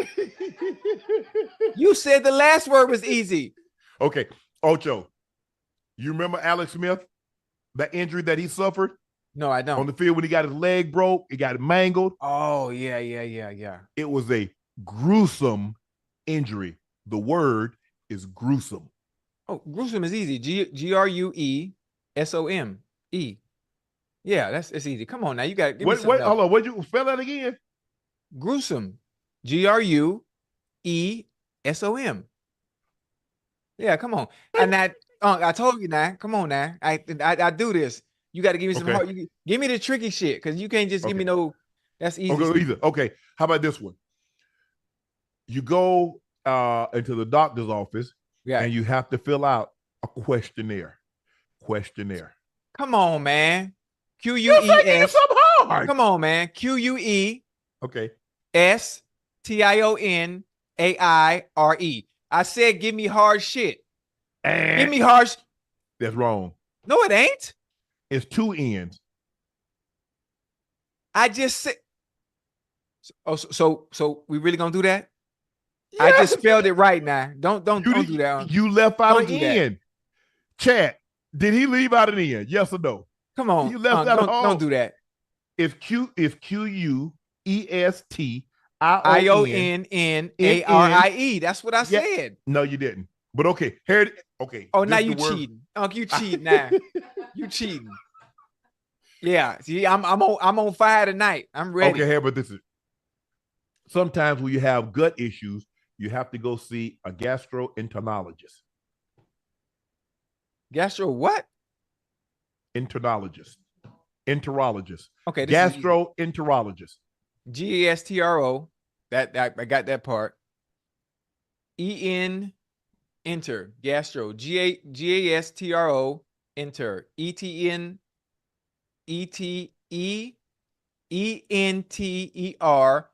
OLOGIST. That got to be common sense. And if it ain't spelled the way it sounds, then something wrong with me. You left the R out. No, I did not. Gastro, GASTRO. Gastro. How you say the whole word again? Enterologist. Okay. ENTEROLOGIST. That has to be it. That's it. Hey, I'm on fire tonight, baby. Let's go. Give me a hard word. All this cupcake shit. Okay. Tyrannosaurus Rex. The most famous dinosaur to ever walk the earth is called Tyrannosaurus Rex. Now you know I'm not gonna get that right now. Come on now. I'm not even playing. You know I'm not gonna get that right. Tyrannosaurus. I haven't had to spell Tyrannosaurus since elementary. Okay. Well, you graduated now. You a teacher now. Yeah, but I ain't had to spell Tyrannosaurus. I know it started with a T. Do you know why they abbreviated? You know why they abbreviated and just called it a T-Rex? Because it's so difficult to spell the whole goddamn name. Yeah. You want me to give it a shot though? Yeah. Tyrannosaurus Rex. Can you please use the word in a sentence? The most popular dinosaur to ever roam the earth is called a Tyrannosaurus Rex. Tyrannosaurus Rex. Tyran. So I had a homeboy named Tyran when I grew up. How you spell his name? Tyran. That's common sense. Now this is where it gets tricky. It's the middle part of the word that I don't know, but I know the saurus ends with SAURUS, as all dinosaurs ends with SAUURS. But I don't know the middle part. I just know Tyrannosaurus. There's a middle part that's tricky. I'll never forget. So you want to give it a try? I just did. Tyran, T-Y. I guarantee you, I know I'm not wrong because this is how I used to do it when I was younger. I used to break it down in parts. The middle of it, the beginning of it is Tyran, Tyran. I know that. The ending, always, anything when it comes to dinosaurs, is SAURUS. It's the fucking middle part of the spelling that I will never forget. I can't remember. It's spelled TYRANNOSAURUSREX, Tyrannosaurus Rex. Okay, well, the Rex part, yes. But you understand what I meant though, right? Yes. Yeah, that shit hard. A female doctor is called gynecologist. Because that's what I used to be. Okay. Gynecologist. G-U-N-O-C-O-L-O-G-I-S-T. Wrong. No, it's G-Y-N-E-C-O-L-O-G-I-S-T. Gynecologist. That's what I said. Well, where'd I slip up at? The G-U-N. Damn. So, hold on, one more. Let's get one more. Yeah, one bonus word. How the hell?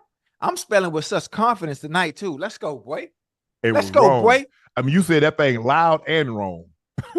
I just missed one little word. Listen, there's some people. That's kind of how spelling goes, Ocho. I mean, listen, come on now. You know, I ain't been in this position or had to be in this position in a very long time. I've been out of school, goddamn 40 years. My spelling is better than a lot.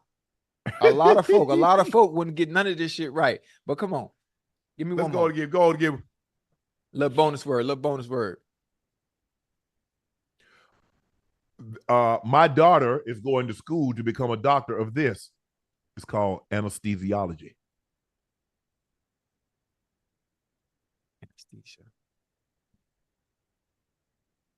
Shit.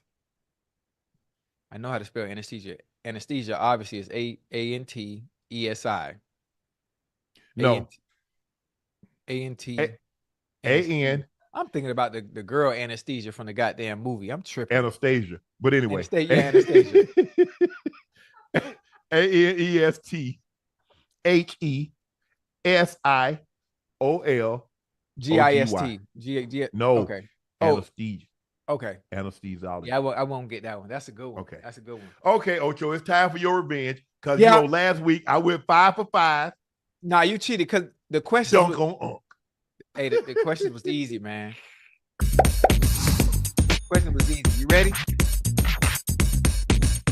Don't be asking me no hard questions, Ocho. Hey, I have a question. What did I go for last week? I mean, 3 for 5.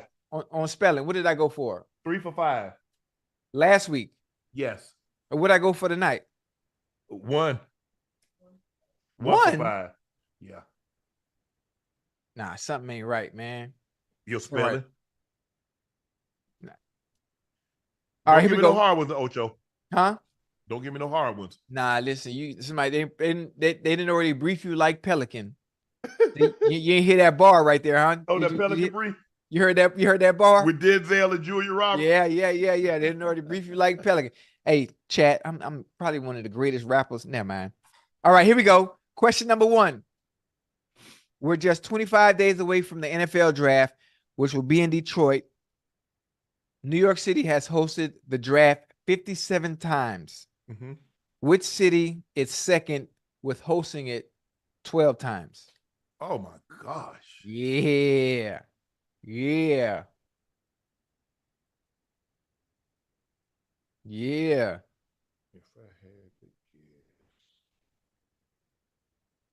Come on now.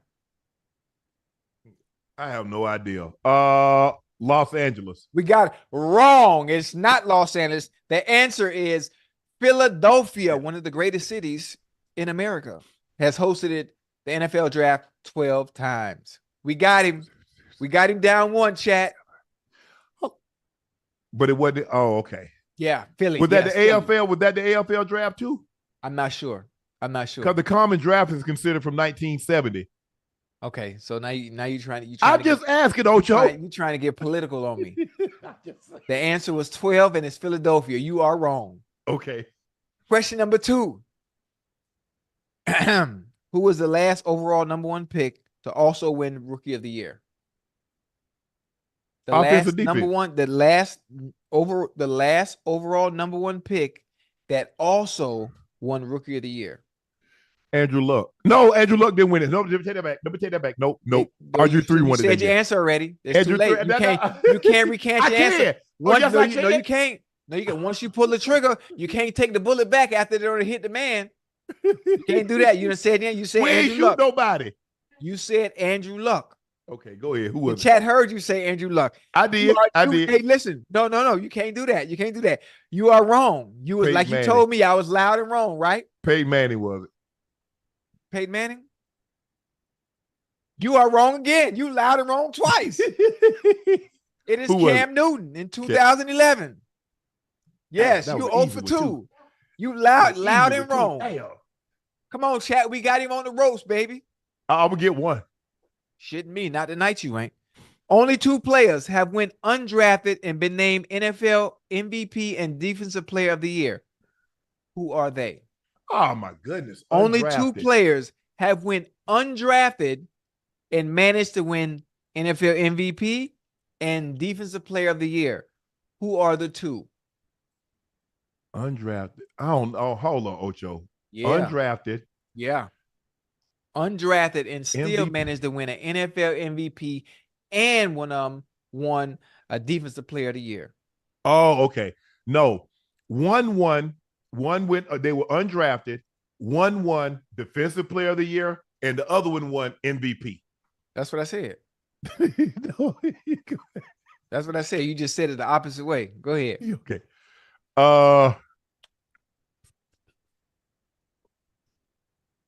Kurt Warner is an offensive player. Mhm. Don't be bad. Look at it. Defensive.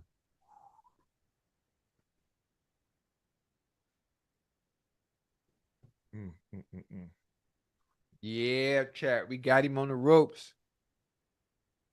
Oh, defensive. He was defensive player of the year. He was defensive player of the year or defensive MVP? Defensive player. Okay.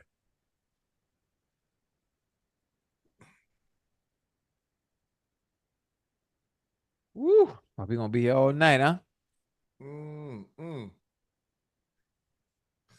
Chat, we got him on the rope, chat. We got I'll say Everton Walls. I don't know.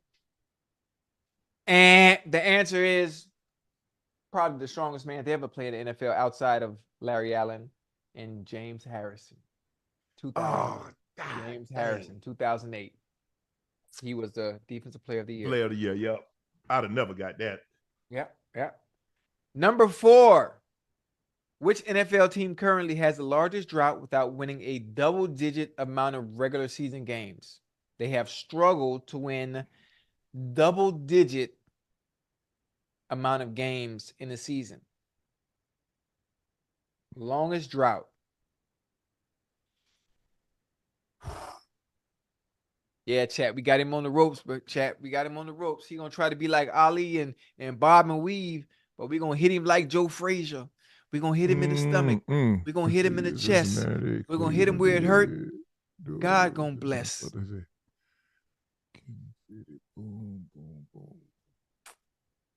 Man, let's see. Bengals, Browns, Steelers.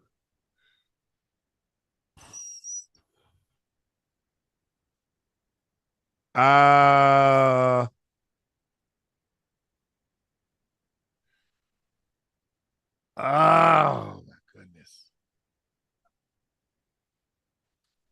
Yeah. AFC You can throw the white tie. You can wave a no, white flag. No, if you want give me just give a second. I gotta go through the data bank right quick. Nah, ain't no data bank. Make sure AFC ain't nobody back there helping you now. Ain't that much data in the world. Chat, y'all watch his eyes. Y'all chat, y'all watch his eyes and watch his hands now.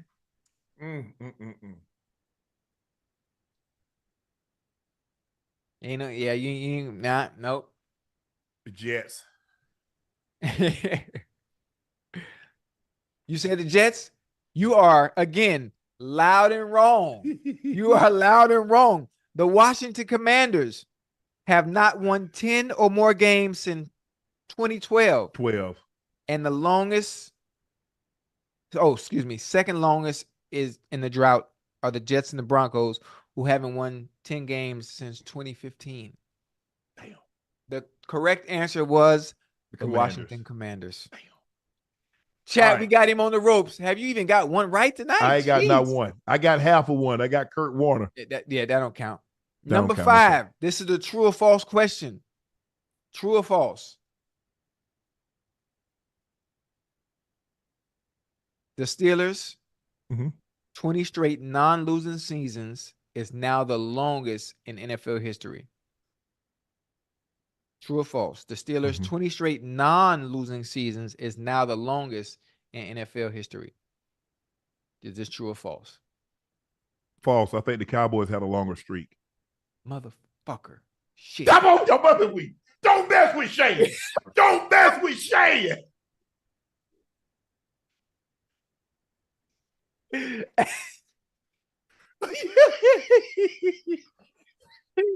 Hey, you was very passionate about getting that motherfucker right. I will get one.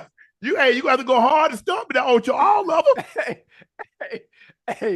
That meant a lot to you right there. I could tell by the way you answered that. Ooh. Now that was funny. Yes, it is. The Cowboys hold the NFL record with 21 straight non-losing seasons from 1965 to 1985. Hey, yo, that was funny, boy. You meant that.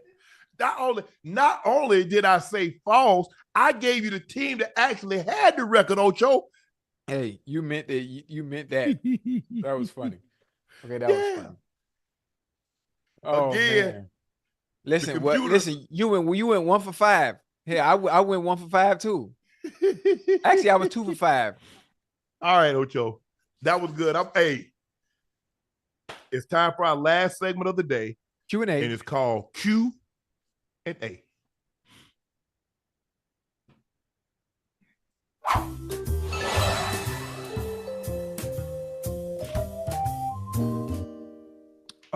Dave Barclay said, crazy. I'm 41 and I feel like a kid watching you.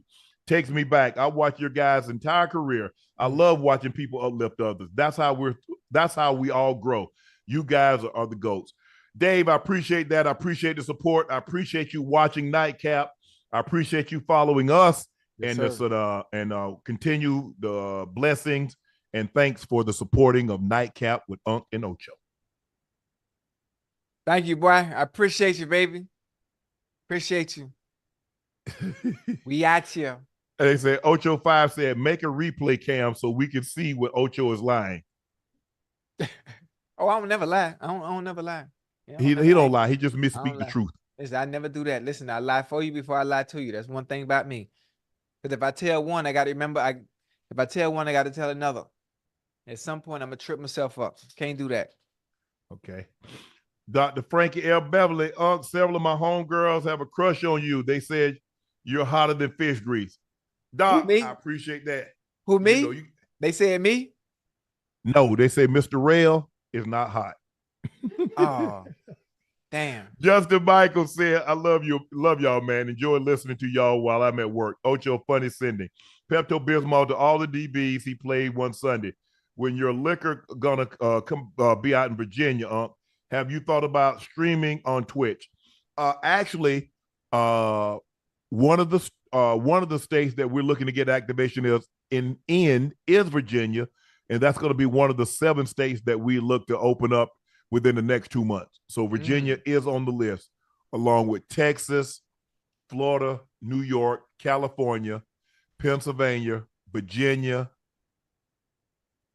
and Maryland. Healthy Vibe Lifestyle. Shannon, you owe Ocho an apology. You said that there is not a celebrity when playing in the NFL. Hold on.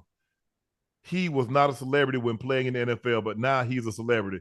He had his own reality show, Dancing with the Stars, while playing in the NFL.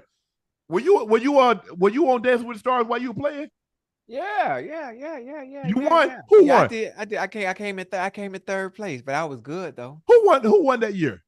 Nicole Scherzinger. Oh yeah, that's not fair. That's not fair. It's a funny thing. She has a dance background, but so did I as well. Obviously, when it comes to dancing Latin dances, I excelled in those. But she was so good from day one all the way to the end because it's what she does for a living. It's what she does for a living. So it was cool. That's like having a football. That's like having a football a reality show, right? And they have a guy that was an ex-professional athlete out there, ex-football player that was recently retired, right? So he's 27. And it's like, wow, he won the show. No-ish. Yeah. But I mean, it was dope. That was a great experience. I think all the players that have had the opportunity to go on Dance with the Stars will say nothing but great things about it. Very humbling. Very humbling because it's different when you're in a position as a man and you're not the lead. Mm-hmm. You're not the lead as much as you want to be because you're in someone else's profession And honestly, she was able to lead. That was great experience, man. I wish I could do that again.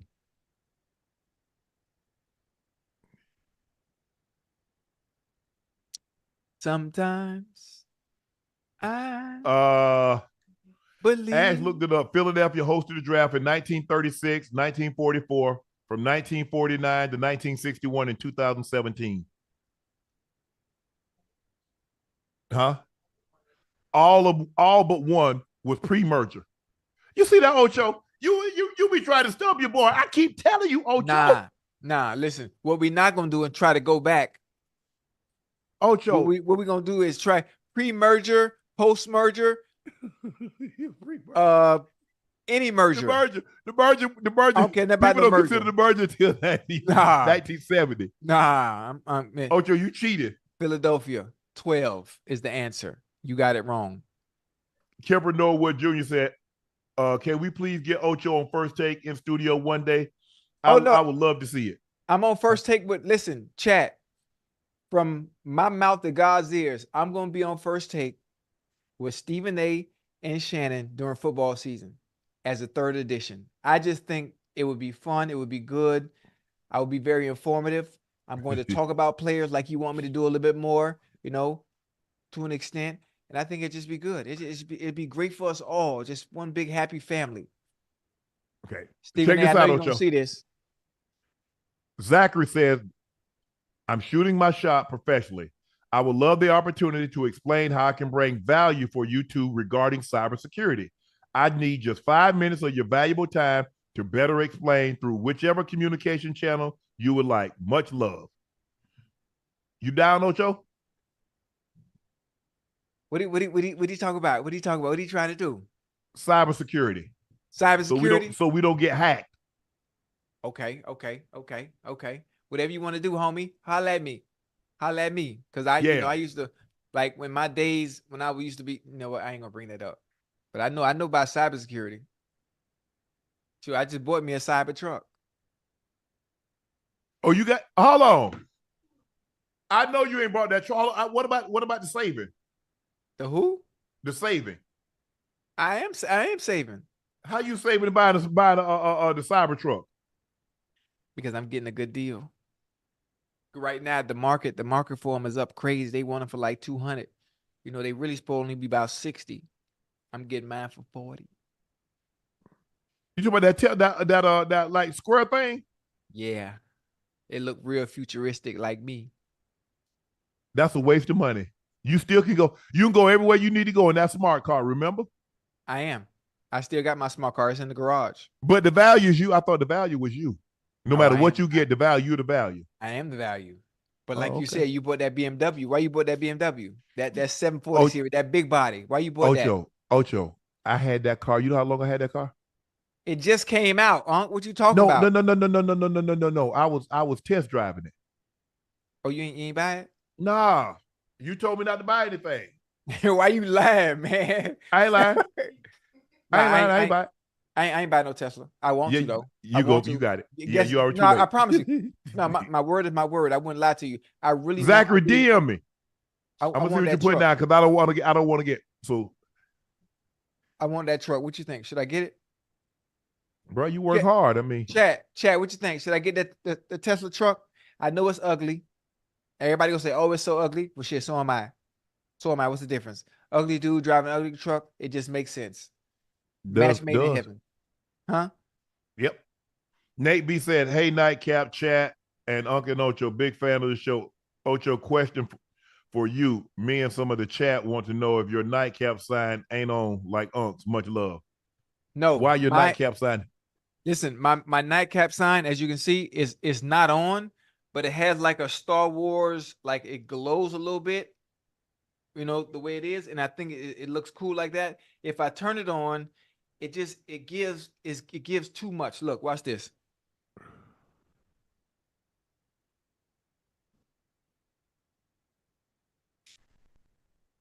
Okay. You see? Like huh? That's too much, ain't it? Chat, what you think, chat?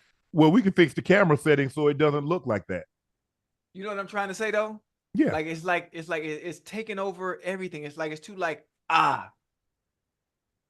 Look at my background. Yeah, see, yours is dim. Yours is dim. Yeah, but see, I don't know how to that's dim. the camera setting, Ocho. Okay. Well, whatever we need to do. Hey, it look good. It look good both ways. You can still see it says Nightcap and it has like a little neon. Yeah. See how like the dimness. So yeah, we'll fix it. We'll get that fixed. All right. Stephanie Warfield, go ahead. You don't like the way it looking like Star Wars, no? No, it don't look like no Star Wars. Check this out, Ocho. You ain't never seen Star Wars. All right, where we at? Stephanie Warfield, athletes often speak about importance of having a cohesive locker room. Justin Fields seems to have had a good relationship with the team.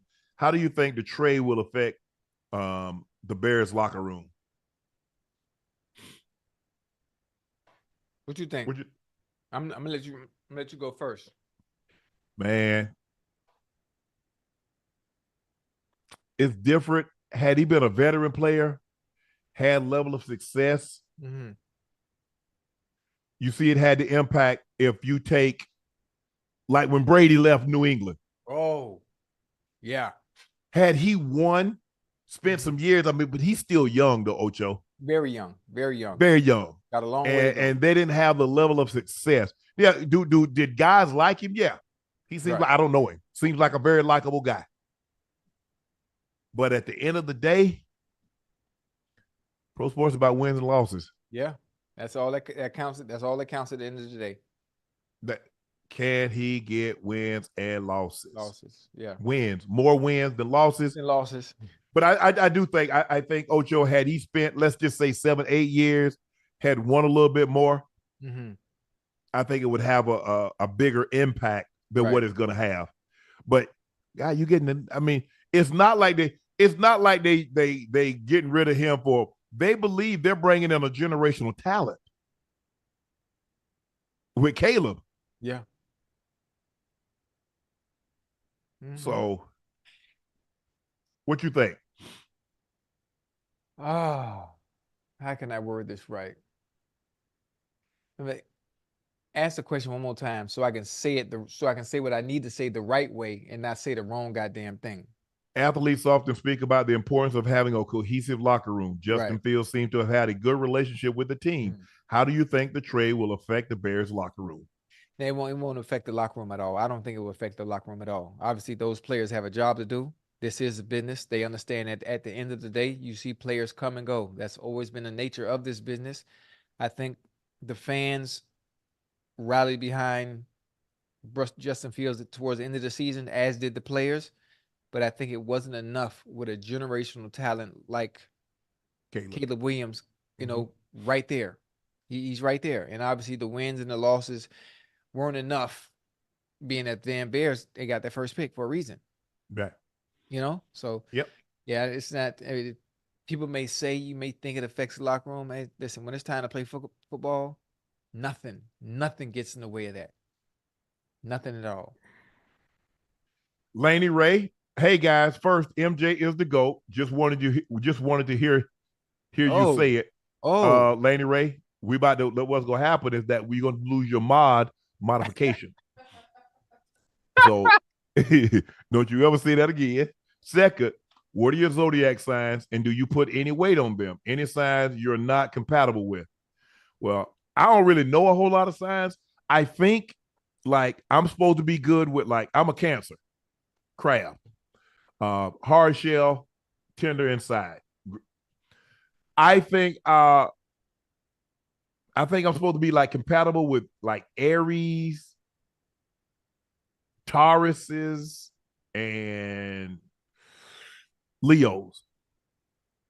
So I think Aries is like beginning of April, Taurus is the end of April, and Leo, I know Leo because that's my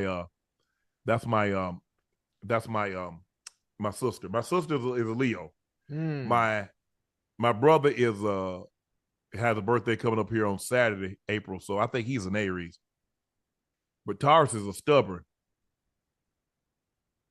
Hey, you know what sign I'm compatible with? Yeah. $. Yeah, that's me. I'm compatible with the $. I get along with everybody. I don't care what your sign is. You could be Aquarius, a Capricorn. You could be a Cancer, a Scorpion. You could be what's the? I don't even know the rest of them. You know. Hey, You could you be a know four. that joke. You could be a 4 Taurus. What's the rest of the? I don't know. I don't Bad. know. I think an Aquarius, Yeah, Sagittarius, Aquaman. Capricorn, Yeah, Gemini. huh? Yeah, Gemini. Jimmy the Cricket. I don't care what it is. I get Ocho, along with everybody. you know my sign? What? I'm a sign of God. I'm a sign from God. You need to come on Okay. and get it now. You need to come on and get with me. You know what I'm saying, Ocho? I'm a sign from God. And you didn't know it? You think it's an accident that I'm in your presence. Hey, Don't you sign mess from up your God. blessing. I like that. Don't Listen, you mess up your blessing now. and many will mess up their blessing. Many of will mess up their blessing because pride and ego always gets in the way. It's Sunday now. I would preach. I'm not gonna get into my sermon because it's not the time of the day. Right. But yeah, like I told you, especially when it comes to women. Chat, ladies in the chat, y'all listen to me. Y'all always trying to hit a home run. You're not gonna hit a home run. You're not gonna hit a home run. Sometimes you got to find the right man. You got to run the bases. Sometimes you got to run the bases. You know, everybody want the finished product, the final product. It ain't gonna happen. It ain't gonna happen. Nah. Big Guy said, "What's up, Unc Ocho? Unc, what was your memorable moment playing against Emmett? Because my dad is a huge Cowboys fan, and he named me the same name as Emmett. We played the Cowboys twice. I'm 2-2. I had the last 2 games, I went crazy on them. What the numbers was like? Sure, I'm trying We was to in get a Baltimore. vision. I hit him up in Baltimore. I hit him up for 5 for 105 on a tub. Woo. And I think in Denver in '98, I had what I have like five for like 96, 2 touches. Okay, them good numbers now. Little side, you know. Little shot. But you know, if it would, what did we do? We beat them like in Baltimore. We beat them 27-0. I think they might have had like 100 yards of total offense. Our defense dominated them. And in Denver, we scored the first time we had the ball. So the game was over. The score was like 35-7, 35-14 at the half. We beat the brakes out there. But now we played them in the 90s now when they had them Super Bowl teams and they go too well for. The first year they won the Super Bowl, Ocho, they beat us on a game-winning drive. We had them. They beat us on a game-winning drive. Well, who's the quarterback? And for them? Yeah. Or for us? For the Cowboys. Troy. Oh, okay. Troy was there. Yeah. Okay, yeah. Yeah.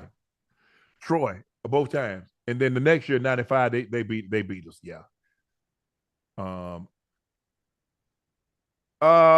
Elvin Joy said, I'm a big Broncos fan since the 90s. Hopefully we can get back to winning. Ocho, you were a hell of a wide receiver. My question is for Ocho. What happened in New England? Because you were going crazy that year. You had it going crazy. What happened, Ocho? That's what everybody want to know. What happened to Ocho? Why do we see Chad Johnson and not Ochocinco? Shit, because listen, that the Patriot way, that's what the fuck happened. They don't play that shit over there. You have to suppress yourself. You cannot, well, as much as I want to be myself. And then they had too much going on over there, bro. Too much. You remember the team I just named off? Yeah. And again, for those that chat, if you don't know and don't understand, the Patriots offense is run from the inside out. As opposed to all the other 31 teams, they're run from the outside in when it comes to the passing game. It just wasn't a fit. Sometimes it's not a fit. Just because you say, oh shit, Ocho's going with Brady, the offense in itself, it wasn't a fit for me. Now, if your last name is Moss and you're special and arguably one of the greatest to ever, easily top 3 of all time, it's different. He can do things. He was a freak of nature. I'm not a freak of nature, you know? I mean, well, I am a freak, but not of nature. But anyway, but nah, it was different, man. It was different. Dude, you got to think. Julian Edelman, Wes Welker, Aaron Hernandez. You had Gronk too. I'm missing somebody. Deion Branch. I mean, there was, again, if I had the choice to go, when the Bengals traded me, I would have went somewhere else where I know it would have fit. It would have fit for me. Right. It just wasn't a good fit. I don't know how to explain that, but it just wasn't. Zach Knight says it would mean the world to me to get a shout out for my girl Shayla from Unc Ocho. Ocho, let me get one of them one-on-one sometime. That footwork come What? hot. Whoa. One on what? Would you play DB, homie? You play DB or receiver? What you trying to do? Because now you talking. Now you talking my language now. Yeah. I make you wish Shayla, you never played football. You got the Zach right wants one. to give you a shout out. He says you're a very special lady, and he wanted you to know that. He wanted you to hear it coming from Unc Ocho. So shout out to Shayla. What up, Shayla? On gang, twin. Or whatever the Kev kid be said, saying. Unc Ocho, what's your top 3 Little Debbie's cakes? Mine is honey buns, oatmeal pie, strawberry shortcake. Oh, listen, honey buns is number one. Honey buns Zebra is cakes number 1 for me. Huh? Zebra cakes. Zebra cakes is number 3. Honey buns in the microwave, 12 seconds, warmed up. Cup of noodles on the side with a jungle juice fruit punch. Nah. Zebra cakes I is like them 3. honey buns. I like them Krispy Kreme honey buns. They used to be them sunbeam honey buns. Woo! Truck driver, we call them truck driver steak. I don't know about them. I'm talking about them Little Debbie honey buns are the real deal. Zebra cakes, oatmeal pies, and nutty bars. Hold on, and I got one. I don't even think they Little Debbie. Remember the moon pies, the vanilla and the chocolate moon pies? Yeah, that's my number 2. Mm-hmm. That's no, them ain't no Little Debbie. I know. That's why I just had to throw that in there. I couldn't think of another.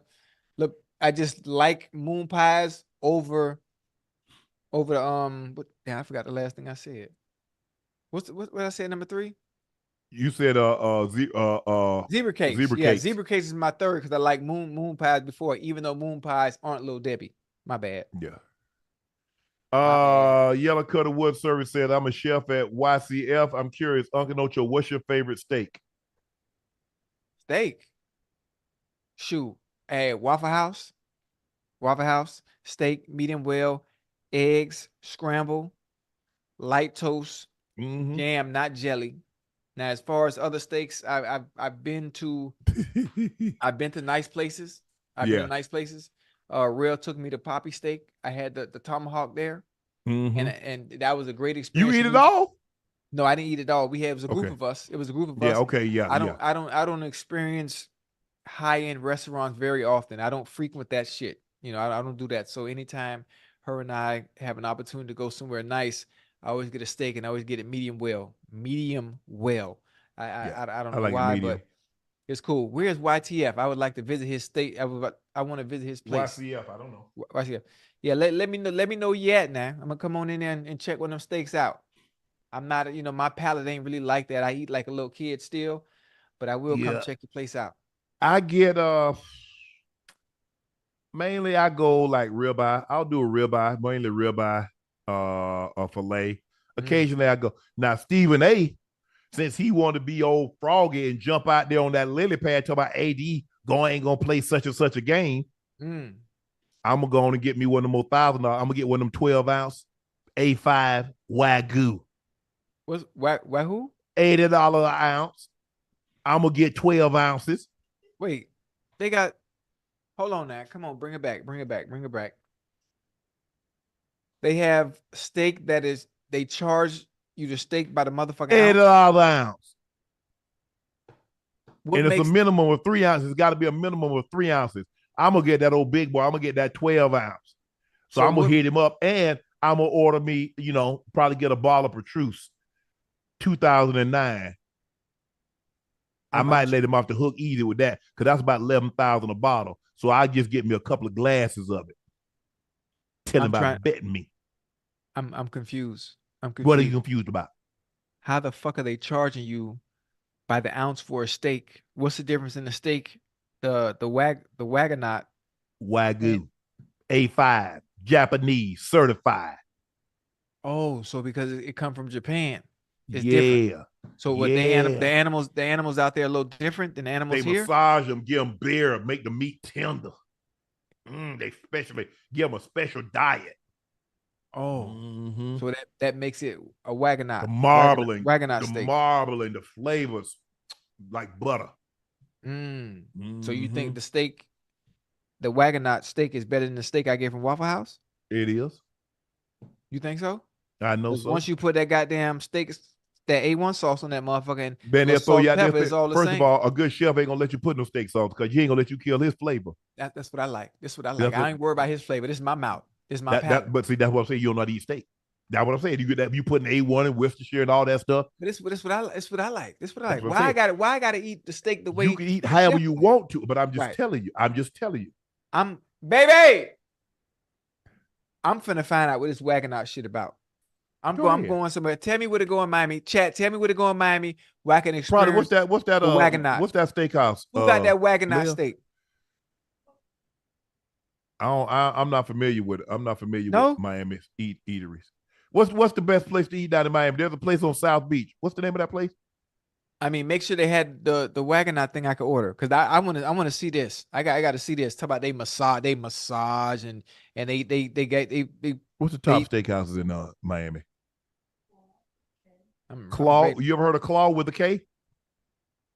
Nah, dead ass. I'm not even playing. Man, I've been here all my life. I ain't never heard no goddamn Claw.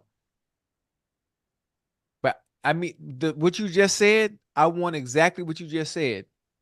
Where I'm trying to see what the difference is, and I'm going to experience it, and I'm going to talk about it on tomorrow. The Wagyu Bar. There's a place in Miami called the Wagyu Bar. Wow. Okay, Wagyu Bar. Baby. I'm sleep, man. Wagyu Bar. Let me jot that down. I'm gonna check that out. So Sunday show. I'm gonna be able to talk about it. No, Thursday show. I'm gonna be able to tell you. I'm gonna tell you about this. If there's any difference between my steak from Waffle House and the steak at Wagyu Bar. This steak here gonna melt in your mouth. My grandmother, Nicole Scott, said my grandmother's from Mississippi and she listened to Muddy Waters and other blues artists. What kind of music artists did your grandparents listen to? James Cleveland. What you know about Reverend James? What you know about Reverend James Cleveland? The Five Blind Boys, Shirley Caesar, Mississippi Mass Choir, Mississippi Mass Choir. That's what they listen to. Oh, now, before I'm trying to think. My grandfather liked Sam Cooke. Yeah. Mahalia Jackson. Ooh, come on now. In the upper room. Yeah. So there's one more. I'm trying to think about golly. Reverend James Cleveland. There's another Reverend that everybody listened to, especially from back then. Now I can't think of the name. Golly. Oliver Z said the people need a nightcap times volume live NFL draft first round. Unc Ocho, Colin, and John Middlecoff. Okay, we'll put that in the works. Tonight's Dunk was dope. Got to see a glimpse of the competitive nature come out. Question: Is there anything you guys currently do that gives you competitive rush as football did? Yeah, this. Well, that competitive rush is for me. Will probably be boxing. Because my dumb ass, excuse me. I take it, if I'm gonna do something, I'm gonna do it the right way, and I'm gonna take it to the extreme to know what it's like to experience what they have to go through. Yeah. That's James Crouch. That was the other week. James Crouch. Yeah. Al Green. Used to love. Yeah. God damn. It's one more. I'm looking it up too for this pastor. Bobby Jones. God, I can't think of his name. Dorothy Norwood. You already said Shirley Caesar, huh? Yeah, Prime 112. Prime 112. They'll have it. Oh, I've been to Prime. I know Miles. That's the owner. The owner Miles. So Miles, they got at Prime 112, they got the Wagonot steak. Yeah, say less. I'm going to try this. When I go to Prime, I go Prime maybe once, maybe twice a year. So I ain't been this year yet. So I'm going. Yeah, I'm gonna try this because I'm trying to understand what the difference is. And I always get salmon. When I go. So I've never had the steak there. So I'm curious with this steak that they massage and do all this stuff too. I like that. I feel good. I could talk for another 3 hours. Yeah. Keshawn Thomas, got a trivia for you guys. This couple had their first album sold in 1983 called Love Wars. Can you name this couple? Hint, the brother of the artist married his brother's wife, mom. God damn. And slept with his wife. Damn. I mean,